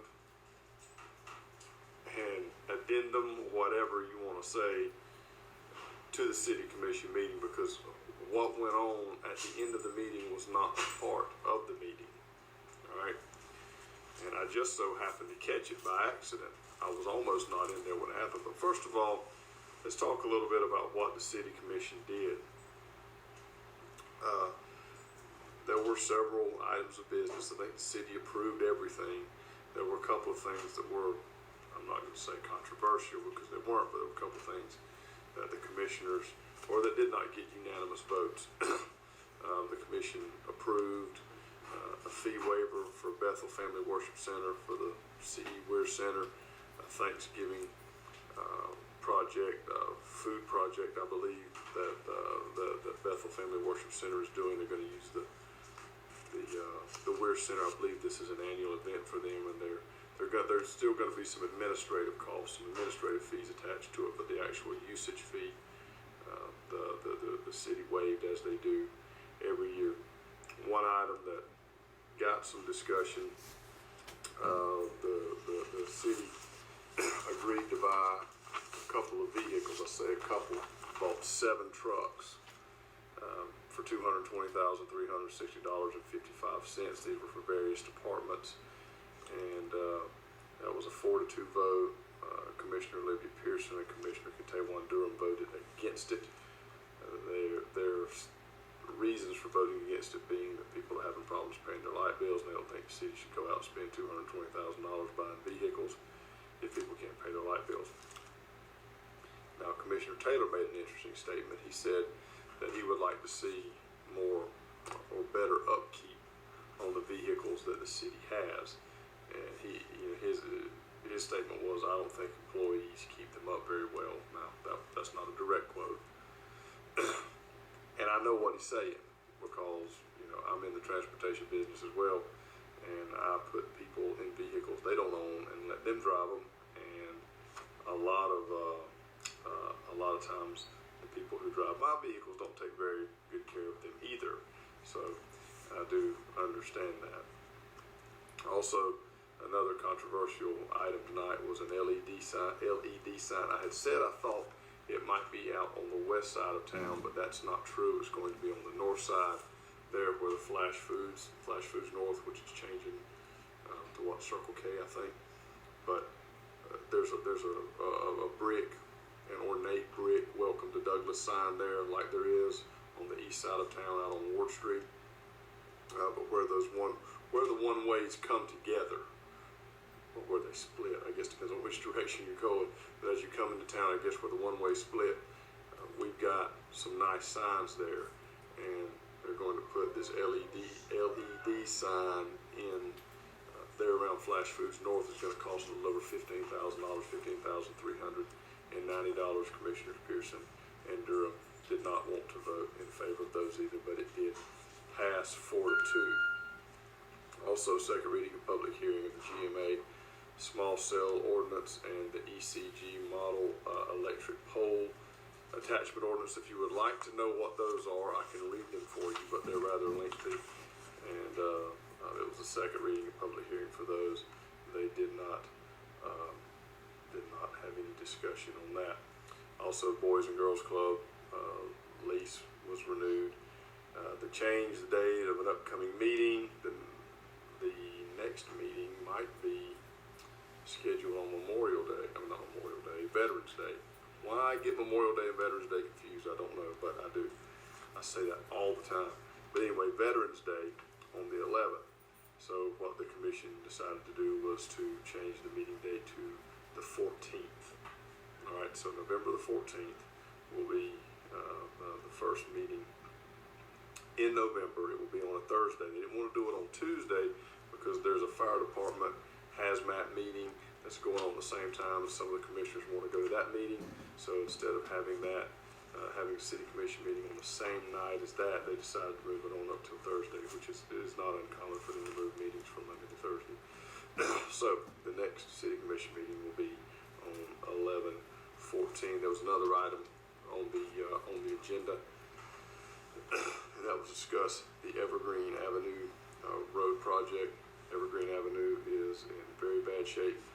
Commissioners discussed this, I don't know, a few meetings ago, and the consensus was they're going to put some money in the next budget to work on Evergreen. They're also going to talk to the county, see if Oscar Polk, who is the county commission representative for that portion of the city, could get some money from the county to help with this project. And you don't build roads in the span of a couple of weeks. Many times it takes years. In fact, if they're able to do it next year, I'll be very surprised, just because of the length of time it takes to get all that done. The reason I believe that the Evergreen project was on the agenda, this is the last meeting before the election. The election is a week from tomorrow. You can still vote, early voting this week, but the election is a week from tomorrow. And I think this was a last-ditch effort by Commissioner Pearson to try to let her constituents know that she wants to get this road paved for them, or repaved for them. And it's going to take a while. And she made the comment, she was not at the work session. That's something else that's kind of interesting. The work session ended about 12 or 15 minutes. She wasn't there. She showed up, almost, it was uncanny, the timing of when she showed up. So she missed the discussion of Evergreen Avenue. She did get to talk about it in the at the end of the general meeting. But this was discussed and taken care of, and I believe resolved a few weeks ago. The city's going to put some money in the budget next year. Talk to the county commission, see if they can get some money in there. Look for some DOT funds as well, and get it done. Not really any need to discuss it again, but it was on the agenda. So, the regular meeting, they voted and approved for all this stuff, and once the business was taken care of, the mayor wanted to adjourn the meeting. It would be about the third meeting in a row that he wanted to adjourn without the mayor and commissioner comments. I have said it many times, I am in favor of anything that cuts out the mayor and commissioner comments. Okay, anything. I think it's a waste of time. I don't think it accomplishes anything. It causes more problems than it solves. It's an opportunity for people to air personal agendas and things like that. I think you take care of the business of the city, and then you leave and go home. Okay, because you also have department heads and police officers, people who have been at work all day long, and the commission most of the commissioners have jobs and have been working all day long as well. Take care of the business and get going. The mayor tried to end the meeting without any commissioners' comments, and Ms. Pearson wanted to ask a couple of questions. And her questions stemmed from the fact that she wasn't at the work session. And what happened, and this is kind of an interesting fact, Ms. Pearson has been hammering the mayor here lately about not allowing her to talk, about shutting her down. And the reason that the mayor attempted, with some degree of success, to shut Ms. Pearson down is because it was a little over a month ago. It was a September 23rd meeting when Ms. Pearson insisted on discussing a personnel matter in an open meeting. That's why he wanted to shut it down. There was a lot of information. We've talked about some of that stuff. Not all of it, but we've talked about a good bit of that since then. And I think I've not really had anybody disagree with me on that you didn't need to get into that. And I think as we peeled more and more layers back and more open records, we saw that was really a bad idea. So the mayor wasn't shutting Commissioner Pearson down or trying to get her to be quiet because he didn't like what she was saying, because he didn't want her to speak. She was speaking about something that really didn't need to be discussed in an open meeting. There was a reason behind it, okay? And a reason that I thought was valid. So it wasn't just shutting her down for the sake of shutting her down. And tonight, if you watched and you saw it, the mayor was trying to adjourn the meeting. Commissioner Pearson basically got time that other commissioners didn't get. Now they had opportunities during the work session, but she sort of turned that into her time for comments when there wasn't going to be a time for comments. So I don't think Ms. Pearson can say that the mayor shut her down and prevents her from talking, because tonight she spoke quite a bit.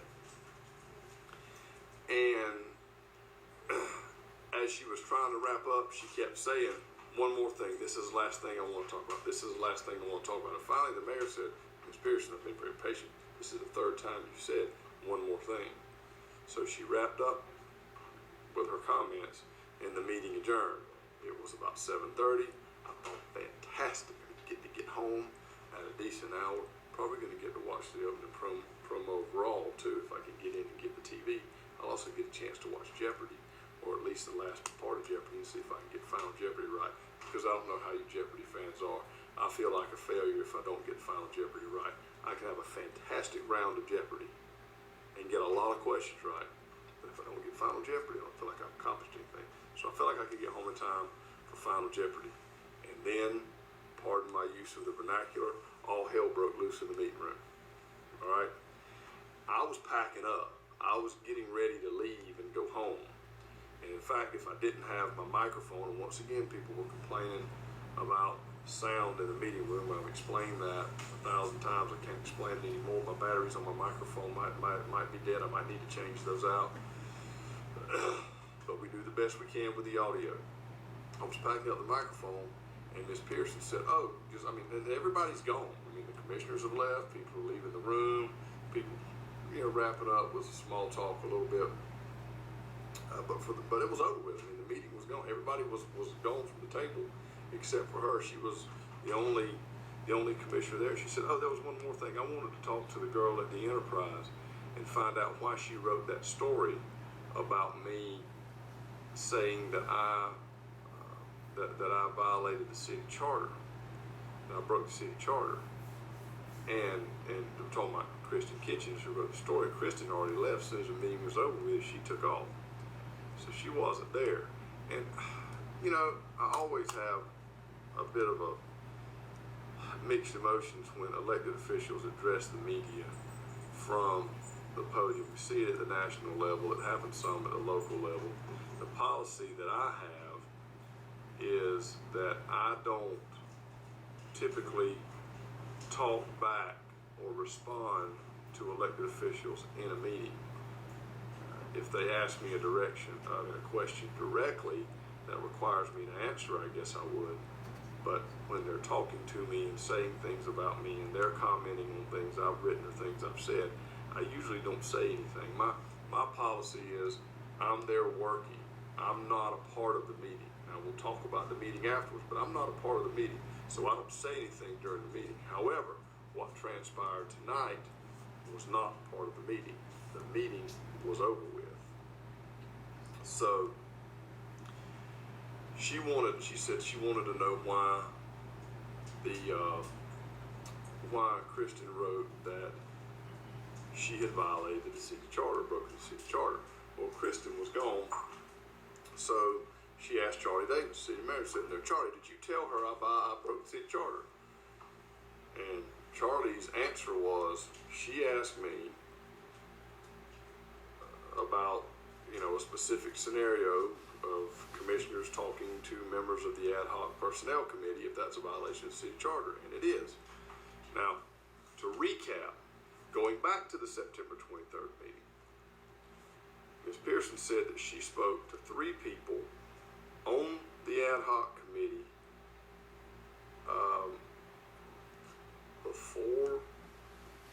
she had talked to 3 people.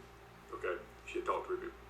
She hadn't talked to anybody. Again, those open records, the open records request that we made for stack of documents, 12, 13 pages, showed that. The people who she said she talked to said she didn't talk to us. Okay?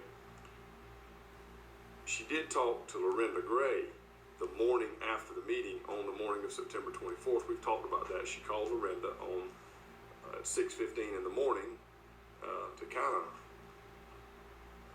cover her behind, it seemed to me. She said, I kind of mentioned you last night that I talked to you, so I just wanted to let you know. It was almost as though she was suggesting that, look, I said I talked to you. If somebody asked you, maybe you could say that we talked. She didn't say that. That was not in the document, but that's what it sounded like. Okay? That's what it sounded like. Again, I'm drawing a conclusion on that.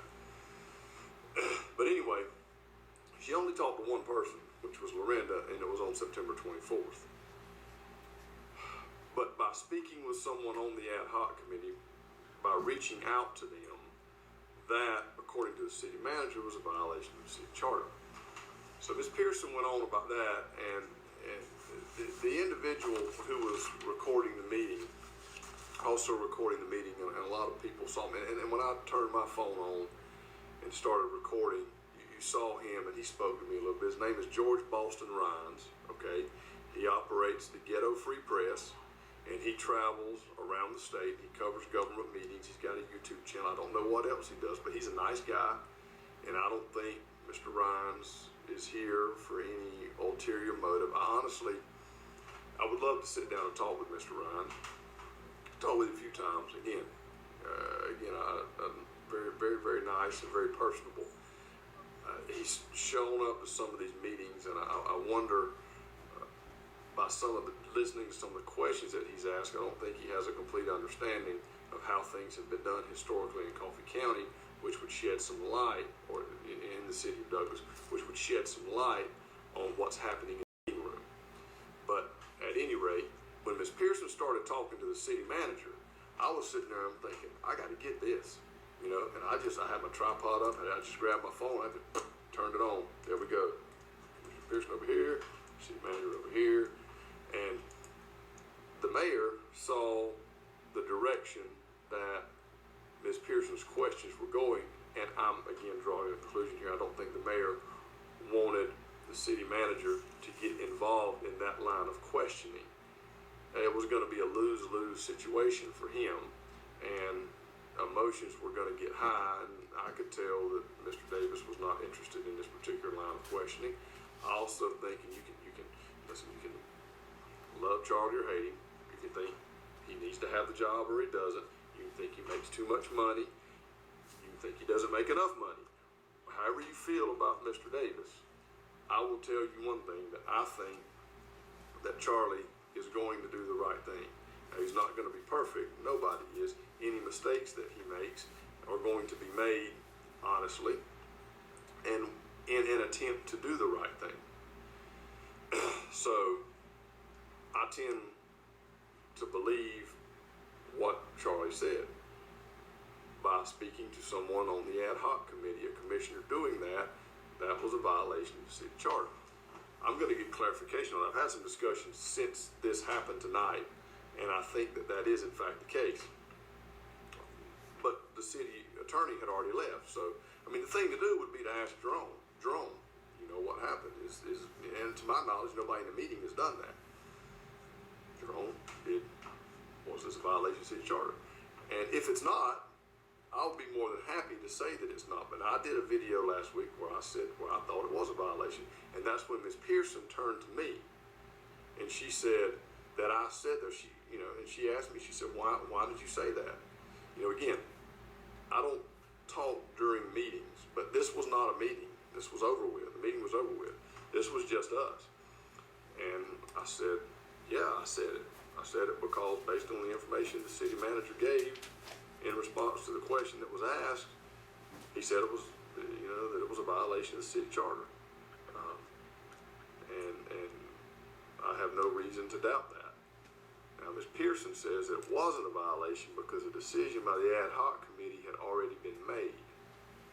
That by reaching out and talking to members of the committee, she was not breaking anything, because again, she says that she was not influencing a decision. The decision had already been made. But there had been some discussion, if I remember correctly, about trying to reverse that decision. So, could you argue that by reaching out to one member of the committee, there might have been an ulterior motive there? You know, again, probably going to have to take that investigation a whole lot deeper than what is warranted. But, you know, she wasn't just calling to check on Miss Gray. All right, I mean, that's not why she called. She also made a statement that she spoke to Miss Gray and she spoke to one other person in the halls of City Hall. Now, that's her saying tonight she spoke to two people on the committee. September 23rd, she said she spoke to 3 people. The documents that we obtained from City Hall showed that she only talked to one person. So we've run the gamut here from 3 people to 2 people to 1 person. So when you're telling 3 different stories, at least 2 of them are false, maybe all 3 of them. In this case, we know that one is true because we've got proof that she spoke to 1 person. So once again, I have made the statement, and I will tell anybody who asks, that yes, there are times when Ms. Pearson has not been truthful on from the commission table, and this is one of those instances. She said she spoke to 2 people, 3 people. The documents say 1 person. So that's not me. I will inevitably get yelled at for this, but I haven't lied to anybody. So then Ms. Pearson said that I said that any citizen could file a complaint about her breaking the city charter and get her removed from office, and I did not say that. And I told her I didn't say that. What I did say was that in order for any investigation to move forward, that someone would have to file a complaint, and I don't know who that someone is. I don't know if it would be just any citizen in the city of Douglas. Excuse me. If it had to be someone from inside her district, if it could be another commissioner, if it could be an investigative agency. I don't know if there's any criminal wrongdoing in there. I don't know. I don't have any idea. But I did say that in order for any action to be taken, that someone would have to file a complaint. Would a commissioner, any commissioner, get removed from office over something like this? Probably not. Probably not. It is very difficult, and rightfully so, to remove an elected official from office. It's bad if an elected official gets removed. It's bad for the government, it's bad for the system, it's bad for the community, it's bad for everybody if a commissioner or anyone gets removed from office. You know, from city commissioner, county commissioner, school board member, up to a state officer and beyond. It is very difficult. It is almost impossible to get an elected official removed from office, which shows you if an elected official is removed from office, it is a very, very serious offense. We've had an elected official removed from office here in Coffee County. But it's not something that is taken lightly, okay? not something that's taken lightly at all. So no, that's not what I said. I'm the type of person that if there's something wrong, I think it should be investigated, and then it should be dealt with appropriately, whatever whatever appropriately is. And I don't know, in this situation, it would be interesting to see. I think also there's a rather impressive body of work to look at in addition to this one incident. But what you see here are kernels of truth that are sprinkled around a story and around a narrative. And there are a lot of people who are really good at getting right up to that line and knowing where to stop. And we say that, we see that a lot. Okay, we see that a lot. With this particular commissioner, we see it with others. Okay, people who know exactly how close to get to the line and then back off. All right. Someone mentioned my shirt. This is my city commission shirt. Okay, this is my city commission shirt. It says integrity, error, word not found. And I don't mean that for all of our commissioners, but I do mean that for a few. So yeah, it's kind of a joke. I don't know if everybody gets it or not, but yes, this is made by a company called Beverly Kills, which is some pretty neat stuff. I got a couple of their shirts, but they have a lot of neat things. But I saw this, I got it. I didn't wear it very much, but I wear it to every city commission meeting, and I wear it some other times as well. Because I think if you don't have integrity, you don't have anything. And nobody's perfect. Everybody makes mistakes. Everybody does things they shouldn't do from time to time. We all know that. But when you build a career around that, particularly in public service, I have a problem with it. And I'm not talking about anybody in particular here, but I do have a problem with it. And I think that we see that, and the more this stuff goes on, the more certain elected officials talk, the more you see these things unravel, the more you see the falsehoods and the misrepresentations of the truth, sometimes outright lies, but at the very least manipulating a narrative to suit an agenda. And you saw that tonight, and I don't believe for a minute that Ms. Pearson forgot to talk to Kristen about that. I mean, Kristen walked by her several times. She was sitting right there. If you'd been thinking about it and wanted to get going on the rant that she did, that's not something that you forget. Anyway, that's just my opinion on the matter.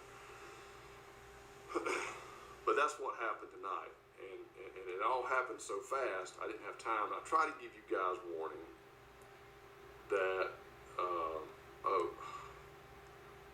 long lines at the polls. One thing Ms. Pearson said during her comment time, which wasn't supposed to be comment time, was everybody needed to go vote early so they wouldn't have to deal with long lines at the polls. There are not long lines at the polls. There won't be long lines at the polls next Tuesday. There won't be, because there's not going to be that many people vote. All right? There's not going to be that many people vote. You're only going to deal at the most with a few hundred voters in each ward, because remember, wards 4, 5, and 6 don't have any opposition. All right? With former Commissioner Anderson dropping out, there's no opposition in Cindy McNeil's ward. Mike Gowan and Bob Moore never had any opposition. You do have opposition in wards 1, 2, and 3. All right? But you're still dealing with just a few hundred voters there. Citywide, mayor's election, there are going to be some people get out and vote, but it's not going to be that many. It's not a countywide election. It's not a sheriff's election. It's not a presidential election. There's nothing big out there. So, it's not that. They're not going to be long lines, making it out like it's something dramatic, I mean, this is a significant election. This is an important election. And this is a very interesting election. But it's not going to be one that will be congested at the polls. And I get in trouble for my facial expressions in the meetings. But lines at the polls. There's not going to be long lines at the polls. So anyway, that's what happened tonight. Thought we were going to get out of it without any issues. One of our guests of honor during the work session did not show up, so we thought in his absence we might be able to skirt this thing without any drama, but it didn't happen. But it did happen after most everybody had left. So, except for who's going to see it on Mr. Rhines's page and who saw it here,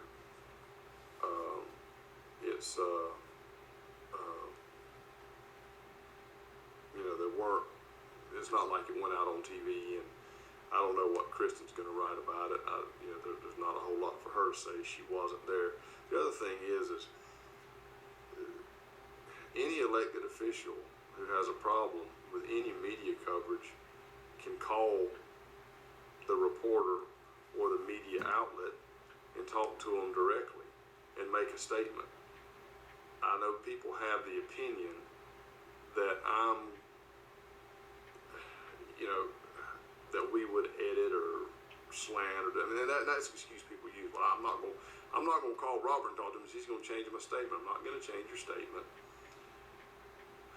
If anybody wants to make a statement to us, we will absolutely print it and publish it. If you want to write it and send it to us, we will publish it exactly how you've written it. We won't even take your grammatical mistakes out, because everybody makes grammatical mistakes. But we'll publish it. But you don't have to make a big production out of it. But some people like to do that. But Ms. Pearson can call the Enterprise up and talk with them at any time. But I don't think that she wants to do that in a format where someone can ask her questions. Because if you ask her enough questions, and it really wouldn't take that many, you're going to trip her up because the story changes. But anyway, that's what happened tonight. That was what went on at the meeting. And I'm going to try to make some follow-up calls. I will tell you this, and I will give you my word. I am going to make a few more phone calls in the morning. If Ms. Pearson did not violate the city charter by contacting Lorinda Gray on September 24th, I will get on here and say that. And I think that the Enterprise would probably run a correction as well. I mean, that's the only right thing to do. But last city commission meeting before the election, there are only 4 more commission meetings this year. There will be 2 in November and 2 in December. So we'll see what happens at the polls. Everybody go vote. If you're able to go vote, you live in the city, go vote. If you live in Broxton, go vote in your election up there. If you live in Nichols, go vote and decide whether y'all can buy beer and wine on Sundays. Go. Don't let a handful of people determine the outcome for your community. Everybody go vote. Here in the city, go vote in your wards. Of course, everybody can vote for mayor. Go vote for the mayor. You've got 3 candidates. Choose whichever one you want to. Go vote for mayor. Vote how you feel with a tax allocation district. One more time, we talked about this last night. You will not find tax allocation district on the ballot. You will find something about redevelopment. It's not a very complicated question, but you'll find something about redevelopment, something like that. You're not going to find tax allocation district. Somebody's asking me who I'm for, Georgia or Florida. Georgia, absolutely. I love alligators. I do not like the Florida gators. And it was difficult. Anyway, I chased that rabbit for a minute. Misty Hampton is putting up a lot of information about the election. You can vote from 8:30 to 5 the rest of the week. In Douglas, the election day hours, 7 a.m. to 7 p.m. at your regular precinct. People in Broxton will vote in Broxton. People in Nichols will vote in Nichols. People in Douglas will vote at Central Square. Am I right on that, Misty? Let me know. All right. So that's what happened at the City Commission meeting tonight. It's kind of crazy. It's kind of wild. But, again,